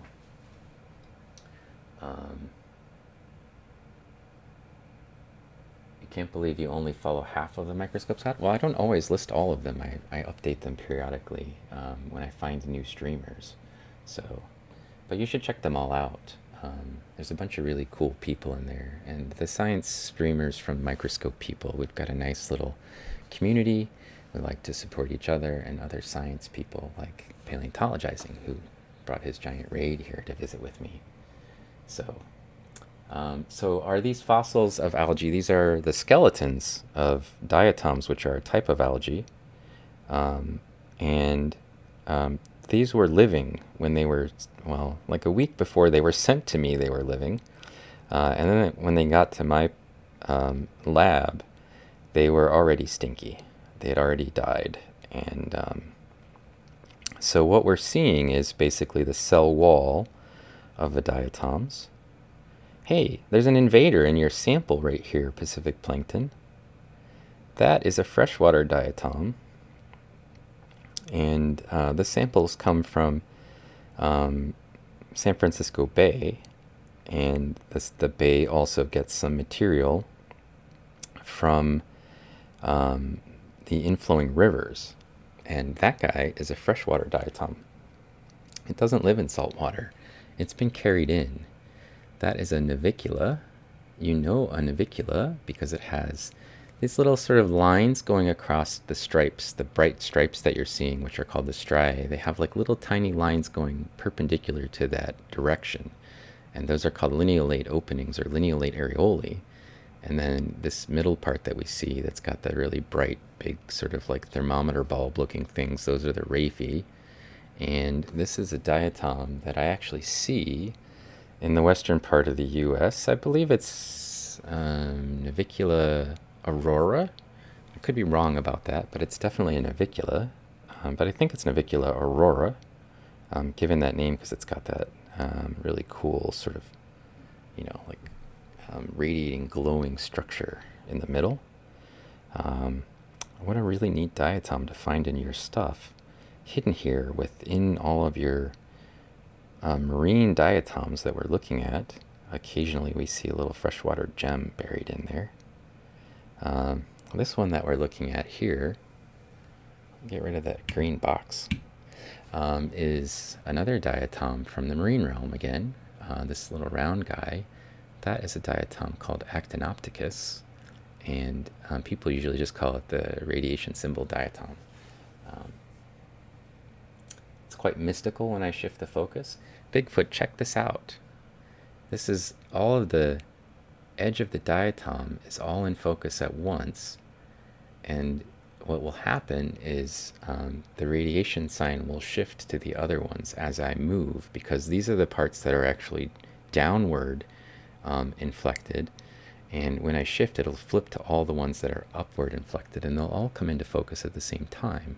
So when I go the opposite direction, now we have all the ones that are upward, now we have all the ones that are downward, right? So you get this sense that it's like, like a wave that goes around the outside edge, and then the center's in its own focal plane entirely. So, it's like halfway between them, wedged between, where neither of them are completely in focus. And this diatom is actually really kind of neat because on the outside edges of these ones, there's a little projection. So the triangle shape, and way on the outside margin, there's like a little tiny projection sticking off right here, only for these elevations. And when I go to the other elevations, the projections disappear, and you can just see the one projections that we were looking at from the other valves show up as little dots. That's a structure called the rim of Portula. Yeah, it's like a nuclear symbol. It's pretty interesting. And those structures are things that we can see in the scanning electron microscope really well. But in the light microscope, it's just a little tiny dot, and it's hard to tell what you're looking at. So it's kind of neat to be able to zoom in using the scanning electron microscope to see those parts. We can get kind of close so you can see some of the detail. These things are, all I'm doing is enlarging the image, so it still doesn't give me a very clear image of it, but it's better than anything else we could do. So you could actually see the structure really well. I can focus. You can see the very surface of that is covered with a bunch of little tiny dots, and that's the way diatoms are. They always have little dots everywhere. And in fact, the dots go all the way over the edge and continue down onto the other surface as well. So the whole surface has got basically those dots across them. And we can use our optical dissection to figure out what the topography of it is. So I can see the centers here, halfway between them, and that's the stuff that's down, that's the stuff that's up, based on where the valve, which way the valve is facing. And it creates that sort of appearance that the thing has sort of this sort of shift that goes up and down around the outside margin. It's really cool. There's also two different layers of the silica, like some of the other ones that we saw. You can see there's sort of like a hexagonal layer that's underneath everything that we can see through it too, here and also here. And that's just one valve. So normally, if we had both valves, you'd be able to see all kinds of business going on the other side if I focused through it. So that's a little piece of an isthmia, which is a giant diatom, and they all sometimes show up in here. Here's another of these Actin Opticus. Hey, look at this diatom, it's huge. That's a big one. That's a Casanodiscus, I believe. And a monster-sized diatom, but this thing is still tiny, right? So the scale on that is maybe 140 microns. So like 1/10 of a millimeter, or in that range, a little bit bigger. And we can again zoom in. You can see all of the detail on that guy. Gorgeous, right? Look at that. So this one actually has, this is Casanodiscus Perferatus. And I'm not a marine diatomist, but I've learned a bunch of them from working with Pacific plankton on these samples. And it has this really cool structure to it on the valve face. And so there's little hexagons all over the place, right? And then there's like a circle inside the hexagon. And then occasionally you see like a bright dot that's outside of the hexagon that's, like on its own. And those little dots are Rim of Portula, another structure that sort of we saw on the corners of the Actin Opticus diatoms. So it's sort of a neat structure, and I really love being able to kind of zoom in on these and see all of that detail. It's really gorgeous. What a pretty diatom, right? Like that really cool sort of reticulated structure within like a circle inside of it and some random dots on the outside of it. I just love the textures of diatoms. And right in the middle, the hexagons are kind of like tortoise shell or something. Really kind of a cool looking diatom. If we moved out to the margins of this diatom, I don't know if we can see them. Inside the scanning electron microscope, they have these really gorgeous structures on the outside margins as well. But it's a little too small for us to be able to see, I think, here. I'm actually scanning around looking for another. This is a Thalassiocyra. We saw one of these earlier. You can really get a sense of the three-dimensionality of that. So it like goes through in a wave, because this one is super domed. So it's like a hemispherical sort of a shape. And so we can't get any of it in the focus at the same time except for a little piece of it. Here's another one. I think it's Thalassiocera or Casanodiscus maybe. But you can see how much more of it comes into focus at once, right? So a big chunk of it comes into focus at once. So it's not quite as domed as that one was. That's a silica flagellate, another type of microflora, or microfauna rather than microflora. It's like a little sort of amoeba-like thing. This is a predator. It eats things. It doesn't make its own food. And that thing eats diatoms sometimes, but not this one, obviously, because that one's a lot bigger than it. One thing that you can do if you're a diatom and you don't want to get eaten is just make yourself really big. And that's what some of them have done in this sample. They're just monster-sized diatoms. Let's see. I'm going to pop out to a lower magnification for a second so I can kind of look around on the slide. Apologies. It's going to also get real bright in a second, so because I can turn it down. But I need to jump to a really low magnification to sort of see what's going on in the whole slide. So there's the bright light I was warning you about. And adjust my camera down a little bit farther so you can actually see what's going on. So now we're actually looking at 1/10 of the magnification we were previously at. And I can scroll around and see all kinds of things that are strewn across the slide all at once. So that's that big Casanodiscus Perferatus that we were looking at. Here's a little Thalassiocera, also kind of big actually. Oh, that's cool. I wish I had known this was in this sample. Here's another freshwater diatom that showed up in your marine setting. This one's a really cool one. And I'm going to zoom back in on it because I wrote a paper dealing with these guys. These are a really interesting diatom in 2020. So last year we wrote a paper about these really interesting diatoms. This is the diatom named Didimosfenia geminata. And that's a really pretty diatom. I've got a picture of one of these from SEM on my on the wall in my office, actually. It's a really interesting looking guy. So it looks like a Coke bottle or a bowling pin sort of a shape. You can see a bunch of the detail. This center thing that looks like a crochet hook is actually the raphe on this diatom. And then up here in the middle, it's got like 3 little dots associated with the center part of the valve. Those little dots are referred to as stigmata, or stigmoids, and then the raphes have an end. Each branch has a separate end. And this diatom, as I mentioned, it's got a whole bunch of interesting issues with it. So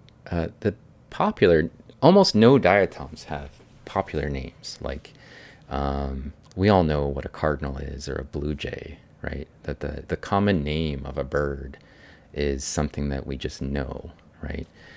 For science things that are really small, we don't typically give them common names because they're too small for us to actually observe.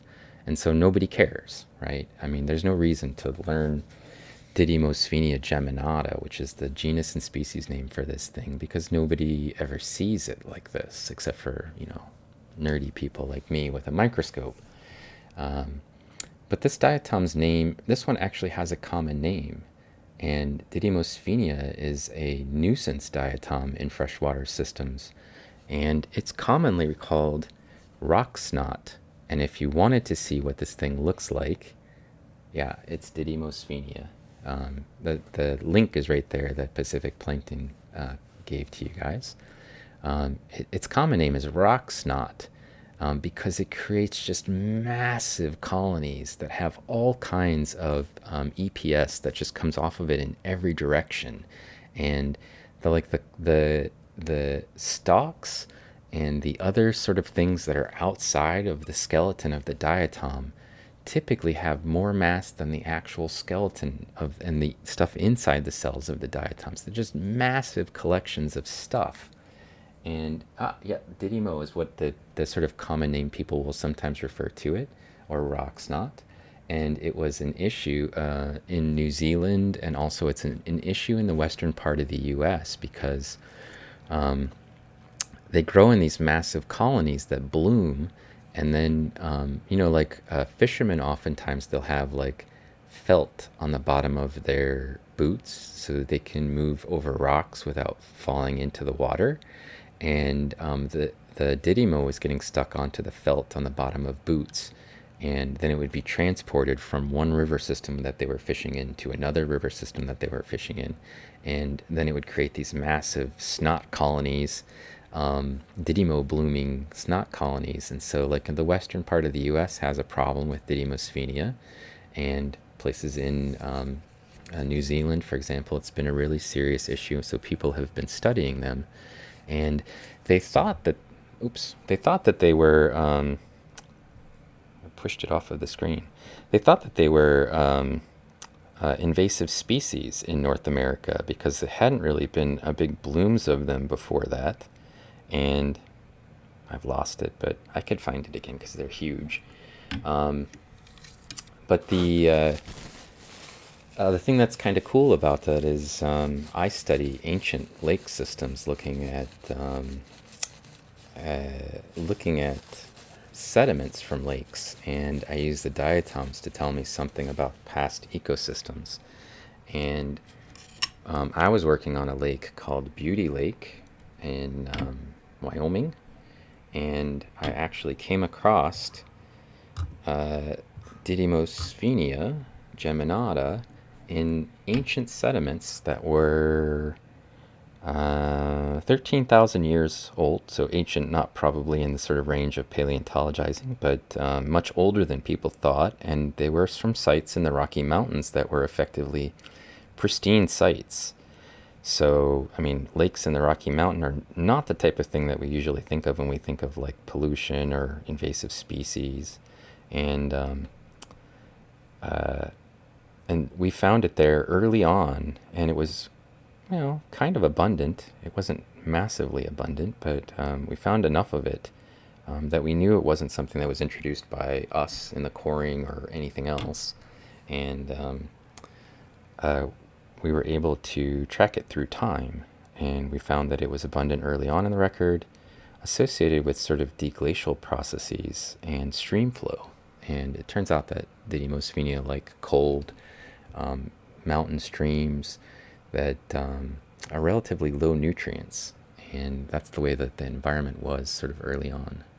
Anyway, so there's a cool paper about that from 2020 that we worked on for, that paper was in the works for like 8 years or 9 years. We started working on it back when, before I even had my current position. I was doing a postdoc, and it was part of a sort of like a side project on that postdoc.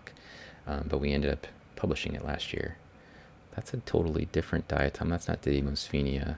I think this is Triblinella, or it could be like something marine that's comparable to Triblinella, but it's kind of a cool diatom, so I just wanted to stop and take a look at it. We can zoom in on it. It's got a raphe, but the raphe's around the outside edge, so we can't really see it. Except right there, sort of at that elevation, if you look along the top of the valve, there's a raphe up there. And then it's got like a weird ripple in it. So again, with our optical dissection, you can see that there's sort of like a wave in the face of the diatom by focusing. This side's in focus, you can see, and then basically that side of the valve is in focus, and they're never in focus at the same time. And that line that divides them down the middle is actually like a inclination. So you go from like a high to a low across it. So kind of cool. That was a neat little diatom to find. Those are usually associated with soils. That is Ellerbeckia, a clump or colony of Ellerbeckia. Sorry, I'll try to get to chat in a second. I know I've been kind of ignoring chat. It's hard because I got my face in the microscope, and I'm also blabbing at the same time about who knows what. Some Actin Opticus right there, and Thalassocyra and Casanodiscus, usual suspects. I really wanted to find one of those, a good version of this. One of the Ditilum that we saw in a valve view, but I wanted a side view of it. Oh, here's a really cool one too. I guess we can stop here for a little bit. This is sort of like sectors on this diatom, and if I play with the light setting, I might be able to make it look blue. This is sort of the way that we often see them. They kind of have like a blue color to them, but it's not real color, it's physical color. So it's kind of a neat view of that diatom. I think it's Actinocyclus, but it's hard for me to tell. If you look at this focal height right here, there's like a ring right there that's sort of halfway in. And like every sector has like a little process sticking out on it that creates that sort of a weird ring. See that? It's interesting. Okay, let's see. What am I missing? There's like a ton of stuff, right? You'd love to see a glassblower do something inspired by diatoms. Me too. And then they could send it to me and I could hang it up. I have a cool story about art and diatoms. I probably should find a photo of it. But in 2018, I met with an artist, and our campus was looking to build some new sculptures.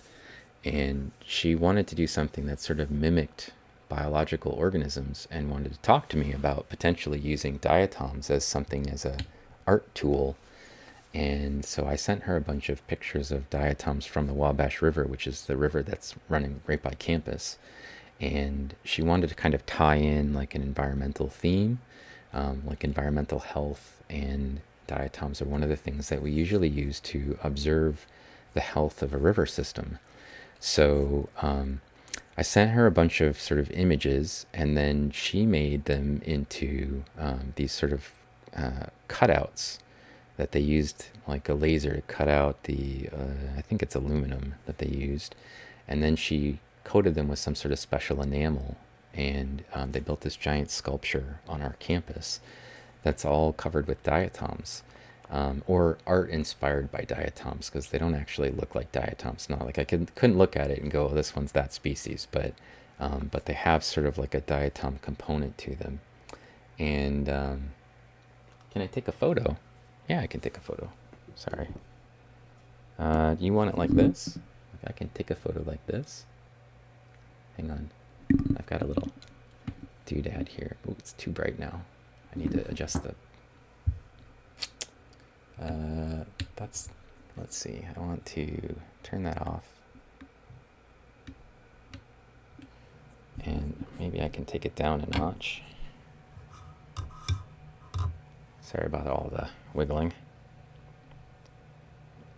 Here, I'm going to take another picture at 40x. The settings look a little bit different now. But you can see that little ring a lot better. And I think maybe I need to kind of turn down the brightness because it's blasting out the image. So I can get that at the right height. There we go. That's a nice photo. So we had this artist come to campus and they built a sculpture with diatoms on it. And then when they did the groundbreaking ceremony for the sculpture, like the president of our campus was there and she was giving a speech and all these press were there. And then they asked me to go give a little talk about diatoms, just sort of like almost no warning, right? Like before the talk that she gave, they were like, oh, we're going to have you give a little talk about it. And I was like, what am I supposed to say? So I just blabbed like I usually do for a little bit in front of the press and the president of our university and whatever else. But they thought it was fine. So, yeah. Okay, cool. I think I've kind of caught up. Oh, a dent or a hole. Yeah, there's a bunch of structures on the valve of a lot of diatoms that will look like a hole or a dent. In fact, this diatom, if it's what I think it is, which is Actinocyclus, there should be a structure around the outside edge that's called a pseudonodulus that would show up kind of well if I could get it at the right height. I think that's it up there in the corner on the sorry, I guess it's that way for you guys, or maybe it's like this way, no, this way. Anyway, in the top part of the arc, like around 10 o'clock, there's a little bright spot. I think that's actually the pseudonodulus. Oh, a bunch of cool diatoms in these samples. Oh, here's one of these Odontella where they're in their sort of life position, living in a little colony, a tiny colony of them.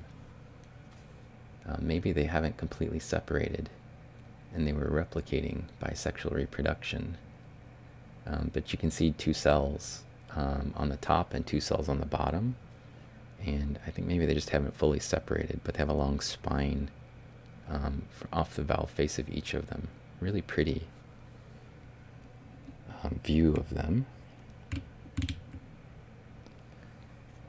Kind of see that structure. The good news is specific plankton, if you wanted pictures of these, they're coming to your house soon. So anything I missed that you really wanted, you'll be able to take those pictures, with your own camera. This is the diatom Paralia, and on the valve face it looks like it has a little crown. And then on the outside edge it has sort of poker chip margins. There you go. That's another cool diatom we haven't seen. There's another silica flagellate down here. Why can't I find a Ditilum? Oh, just when I said that. Here we go. This is what I was looking for, was the Ditilum. So we saw one of these from the top. It looked like a triangle. It had a long spine. Coming soon to a home near you. Yeah, exactly. Here's the long spine that I was talking about that we were looking right down on, right? And it actually has like a little flange at the top. And at the very, very top of it in the scanning electron microscope, you can see that the top has sort of like little tiny spines around the tip of the flange. It's kind of neat. But you can see right down that long tube right onto the valve face. And then while it looks like it's sort of rounded or whatever, it's actually the triangular shape. And we saw one of these earlier. So it's good. There's junk back here in the backside, but you can kind of see the triangular nature. That one part's in focus, and now the 2 sides are in focus on the outside edge. So there's one facing us and 2 that are sort of facing off, that it's resting on. And if we zoom in, you can see those little like eyelash structures. Those are the things that were marginal around the outside edge. And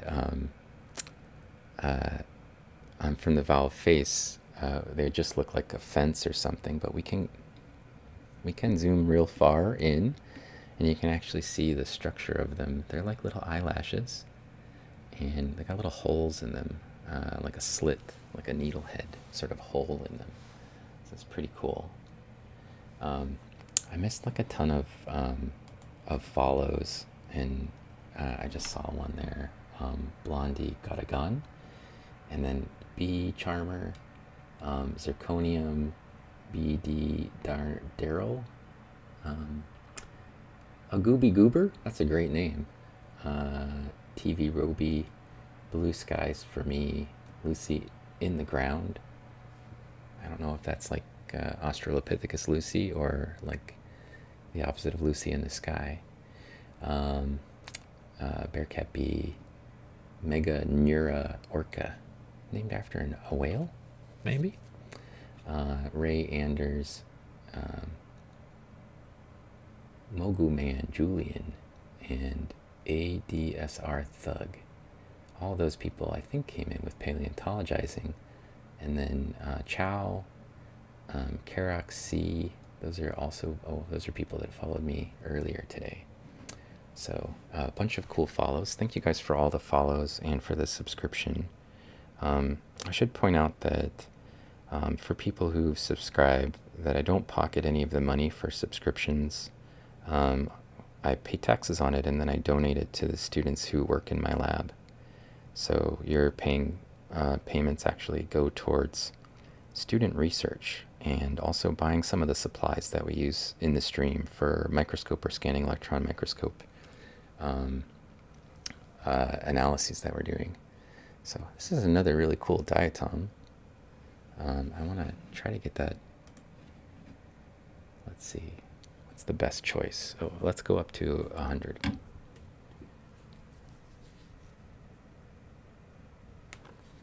For this one, this little cyclotella, another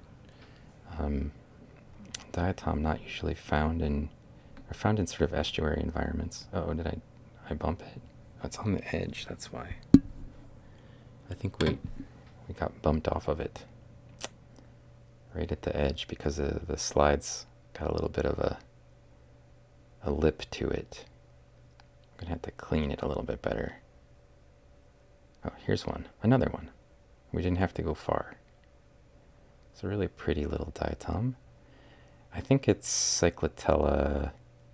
I don't know. I thought it was striata, but maybe it is Chachawachiana. We can zoom in and look at it. You can see that it also has sort of like a colliculate central area. And let me make this go away. So the box isn't blocking our field of view. And let's see, I want to do this and that.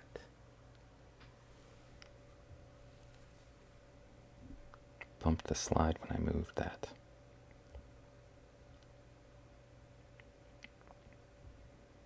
Here we go.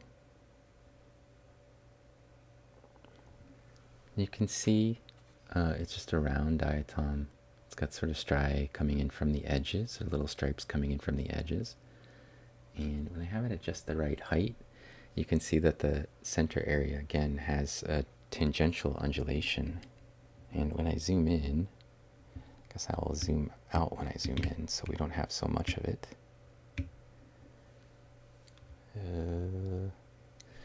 You can see a bunch of little dots right there, like on a clock going around the outside edge on the valve face, only on the part of the valve that is like upward deflected towards us, not on the other side at all. Right? That's a characteristic that we could use to figure out what the species is. And also, you'll note when I get the valve at the right height, there's like a little speck of something that stands out. I'm guessing that's a spine or something coming off of the valve face internally. That's probably a real structure, not just something that we're seeing as a speck of dirt on there. It could be littoralis. It could be Cyclotella littoralis. It could be striata. It could be Chachawachiana. They're all really close. The Lucy question is the same one I asked on Paleontologizing channel. Yeah, it's probably an afarensis reference, but you're an anthropologist? That's cool. I study a lot of diatoms in East Africa, and a lot of our work is associated with anthropologists. And in particular, I have worked in the Hadar Formation, looking at diatoms from the Afar. That's actually an area where I work, and I've got material in boxes here at home from the Afar, from one of our 2 cores that I'm still responsible for analyzing and haven't had a chance to do. So it's a cool topic for me, of course. I'm not actually an anthropologist on any level, but I provide information to anthropologists. So yeah, I have a nice SEM image of that diatom, exactly. Thank you, Pacific Plankton, for handling the crazy rush of people and such. Yeah, I actually didn't go to the field, but I have diatoms from the Lake Hadar formation. So from the FR. And in fact, our sites are something like, I want to say 20 kilometers maybe from where Lucy was discovered. So pretty close. We have 2 cores in that site in the FR. And I'm actually kind of glad I didn't go to do the field work, because the people who went in the field on that project started to drill for a while, and then people with machine guns showed up and chased them off of one of the sites, and they had to sort of scurry away. And I don't like it when people point machine guns at me, especially when I'm in foreign countries. It never seems to be a good feeling. But they just relocated and then started drilling again at a different site. Even though they had permission, they still got the machine gun treatment. So not everybody always agrees with your permit, I guess. But unfortunately, that field excursion happened while I was busy trying to teach. Oh, here's a nice big one. Same species. Same structure. You can see that sort of clock-like ticks around the outside on the left half of the valve, going around, right? Same sort of structures are present there. Pretty cool. Okay.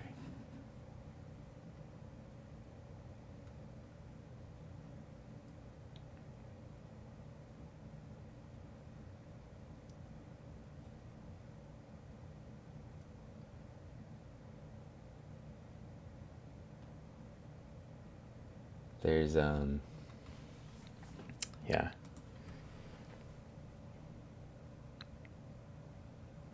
Just trying to scan up and see if I'd missed any important comments. I'm sure I did. And there's a lot of people in the channel, it's kind of hard to keep up with. This one really got shattered. The diatom just smashed onto the stage.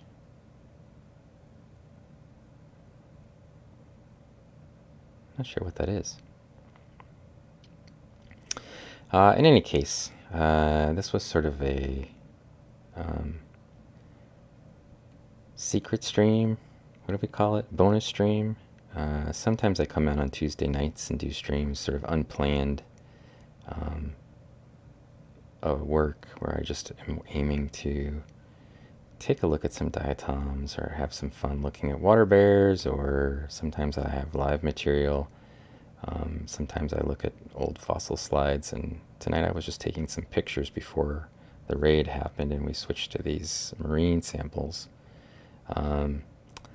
before paleontologizing came in, and I was just sort of doing a bit of work on stream, actually, from a different project in East Africa.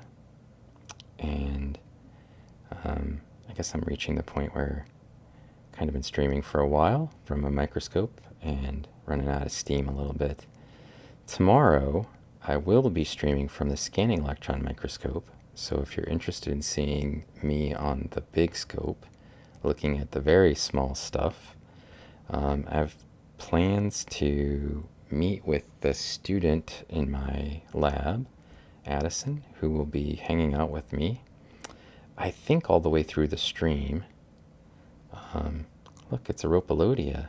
That's also a freshwater species. That's Rhopalodia gibba, a very common freshwater diatom that grows on like lily pads and stuff, on the undersides of lily pads. A typical epiphyte. I've got one of these giant Perferatus again. Really pretty, I think, in the light microscope. Spectacular textures. You need a bot who will count how many times I say diatoms. Okay. Is it a lot? I guess we only have one way of knowing.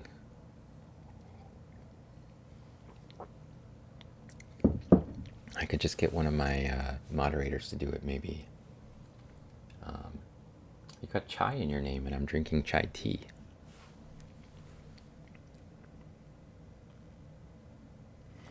So we'll be looking at some stuff from the scanning electron microscope tomorrow, and then probably again on Saturday. So if you're interested in seeing, I think there'll be freshwater diatoms from Clear Lake, Iowa. Your nickname includes tea. Yeah, chai is that's like the Indian word for tea, right? Or somebody's name for tea. 2 shots every time I say that. That's actually a good game. That would be a good nighttime game. Oh, Russian too? Are you Russian? There's going to be some drunk people in my stream. It's going to get fun in here because I'll just start saying diatom to make you drink.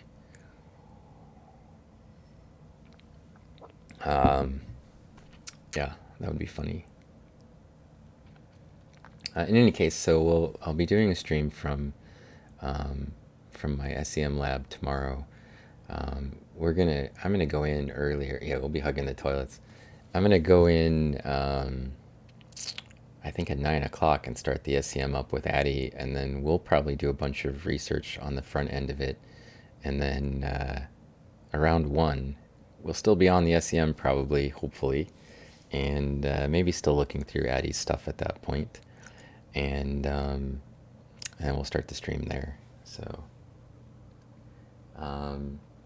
that's a good question. Why did I decide to do diatoms and not other stuff? So for chai, my answer is that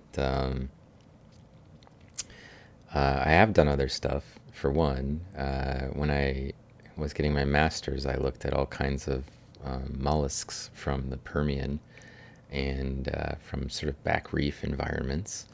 And then when I finished that degree, I went and worked at the United States Geological Survey, and my field area was in Florida Bay, where I looked at micromollusks and studied those for a while. And then I wanted to find something that we could use as a tool in terrestrial environments, because I felt like it was a little hard to sort of break into the marine realm, because there were so many scientists who study sort of marine environments, but there aren't that many who study freshwater environments for paleo work. And I was trying to find like the best tool that you could use, and it turns out that it's diatoms. And also they're very attractive, like charismatic looking organisms, and so appealing to look at, and easy to process. They're found everywhere. Any aquatic environment will have diatoms in them. They're the base of the food web, so they're really important components. They're sensitive to environmental conditions, and their skeletons preserve very well. And that's like a list of perfect components for a biological indicator where you'd use a fossil. So you could apply it basically anywhere. It has they also have very short lifespans, so they respond very quickly to environmental change. So something like trees take a long time to colonize an environment, and they respond on like hundreds of years timescales typically. But diatoms respond immediately. If you made the water turn salty, then you get diatoms that prefer salty water, that immediately move into those environments and colonize them. And so the shifts are very high resolution in terms of time. And I think that's actually primarily why I think diatoms were the most appealing for me. There's some other tools that people use in lake settings, which is where I study things: ostracods, phytoliths, pollen, testate amoeba, and there's a lot of sort of chemical tools that you can use, pigments, and there's a lot of biomarkers those weren't options when I was, back in the day when I was doing it, but now there's sort of like a lot of key tools like leaf wax and isotopes. I guess people did isotopes back then, but don't you get tired from using the microscope so often? I absolutely do not. microscopes are relaxing to me, and I could sit on a microscope for hours and never get tired of it. I probably Pacific Plankton's the same way. For me, it's like Zen time. It's my quiet time, and it's a little tiny world that I can explore, and I don't get tired on a microscope. Like I used to count slides an entire day, the 10 hours on a microscope, and I would be like, meh, I don't mind. I would get concentration headaches sometimes because I was so focused on counting and identifying diatoms that it would actually like give me a headache. But only from like 6 hours of intense counting on a microscope or something like that. And I actually built up a tolerance from like 3 hours of intense counting to 5 hours to 6 hours to 7 hours. So I could just spend all day on it and I would never even get headaches. The real problem people have when they look in a microscope that I guess I should talk about this sometimes. One, it's sort of like creates a motion sickness for people sometimes. So because like people who ride in a car need to look out a window or whatever, because they get like a motion sickness kind of component. And there are people who can get sort of a motion sickness from microscopes because you're constantly scrolling. But the reason that people usually get like a headache from using the microscope is one, they usually are not, their body's in the wrong position, so they don't sit at the microscope at the right height. They hunch over a microscope, and so it causes problems with their back and their neck. You'll see where my eyes are, they're like perfect. My chair is set actually perfect for my height, so I have to sit up and my feet have to be on the ground in the right position in order to look in the microscope. And the other thing is that your eyes don't, if you're staring into the microscope for a long time, your eyes don't change their focal distance because you do all your focusing with a knob. And what happens is their eyes end up locked in the same position for a really long time, and that's what causes eye strain. So I've trained myself in my sort of like using a microscope a lot to take breaks from the microscope and look around the room or look at things that are at a different focal distance because the real eye strain component comes from the muscles in your eyes trying to hold your eyes in the same position all the time. So if you change your focus, if you get up and sort of move your head around, look around the room, and streaming is actually like a really good behavior for me for microscopes because I do this and then I do this and then I have to type and then I go back to this. And so like I'm constantly changing my focal height for my eyes. And so I don't have that problem. So yeah, the headache is actually the other thing is that people don't know is that microscopes have adjustments for your eyes. And a lot of people don't set up the oculars correctly. And I'm the only person using this microscope right now. So the first thing I do when I sat down at it, like I don't know, last spring when I brought it home, was fix the eyepieces so that I'm actually like I don't need my glasses to look in the microscope, and I don't get any eye strain as a result. So it's like those combination of things for people where eye strain creates a problem, back strain creates a problem because they don't sit right. That they just don't do the things that you should think about doing, and for me they're just natural now because I spend so much time on a microscope that it's just like I just do it without thinking about it. So yeah, the concentration part can be challenging, but like I really kind of just built up my concentration levels, and I have these. I can get concentration headaches occasionally from not from counting anymore, but if I have to do a lot of things at once, like multitasking, like a whole bunch of things, and it's really critical that I don't make any errors, I'll sometimes get a concentration headache from just like the focus required, but not on a microscope really. So. Oh, we actually had an entire conversation about microplastics earlier today in the stream while we were just kind of chatting. I don't know if you want to go back and listen to the VOD. I don't know if I want to send you back there, but We talked about microplastics being consumed by by plankton, being caught up in the air, being found in mosquitoes, being found in human bodies, and we talked about actually all of the things that people use to generate microplastics, as well as the breakdown of larger plastics to microplastics. So it was actually, it's funny because it was like a whole conversation we had, and of course, it's a really serious issue, and I talked about in the same stream, I talked about people, they've analyzed the feces of humans and found microplastics in human feces, in most human feces right now. So it's in our bodies from things that we consume. And I actually have some colleagues that study microplastics. And I have projects where we look at microplastics as well. So we've taken the guts of fish from museum collections and analyzed them for microplastics. And we have a paper that's, I don't know where it is in this stage, but it was like, I don't know, maybe 75% written about a year ago. And then the COVID thing kind of slowed everything down for us. Um, where we talk about the different types of plastic we found in the Wabash River, starting in the 60s already, when we started using synthetic fibers for clothing. It's a pretty interesting paper that we're putting together, but it hasn't been published yet, so I can't give you too many of the details. But it's pretty cool. It's yeah. There's definitely some evidence that suggests that it could cause, some of the plastics can cause cancer. And then there's the whole bisphenol A endocrine disruptor components the other types of plastics that we're exposed to, like our food is in plastic containers and things like that.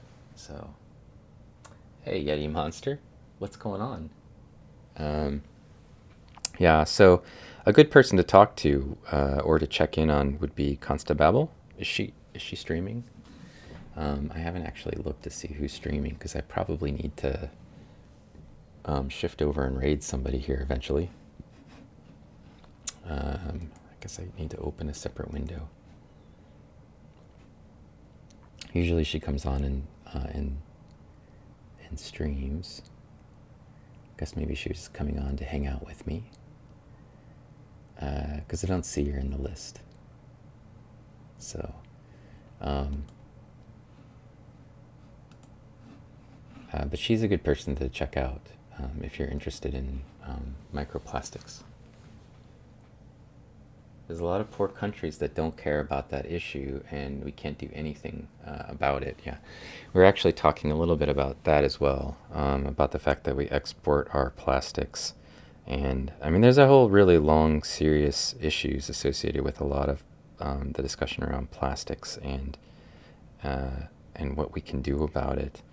Um, that was actually the whole content of the early part of our stream. So we had a pretty interesting conversation about it because it was a lecture that I gave earlier today for my environmental geology class. We were talking about solid waste and solid waste management problems. So there's a little Actin Opticus, a really pretty little one. Okay, well, I think we've had a nice stream. We've been going on for, yeah, the nuclear warning sign. Been going on for a while, and this session, almost 3 hours long. I think we're probably going to go look for somebody to raid. I want to thank all the people who came in, followed us from paleontologizing, and also the people who were here hanging out with us before. I especially want to thank Pacific Plankton, who has been here moderating the chaos associated with the stream, and like I said, we'll be on tomorrow, or I will, probably with my student around 1 o'clock Eastern time. And for Pacific Plankton, I'm going to send you some of these samples or all of these samples. Maybe I'll get them in the mail tomorrow. So you can get them relatively soon. And then if you feel like taking pictures of things, you should have all kinds of cool stuff. I wanted to let you know that in some of the material that I looked through, pack, I saw a nice, pretty Arachnidiscus that was perfectly clear and sitting out on one of the samples, um, and it was monstrously huge. So if you need something to do in your spare time and you want to look through them and try to find it, you probably can get a really nice picture of that big Actin Opticus.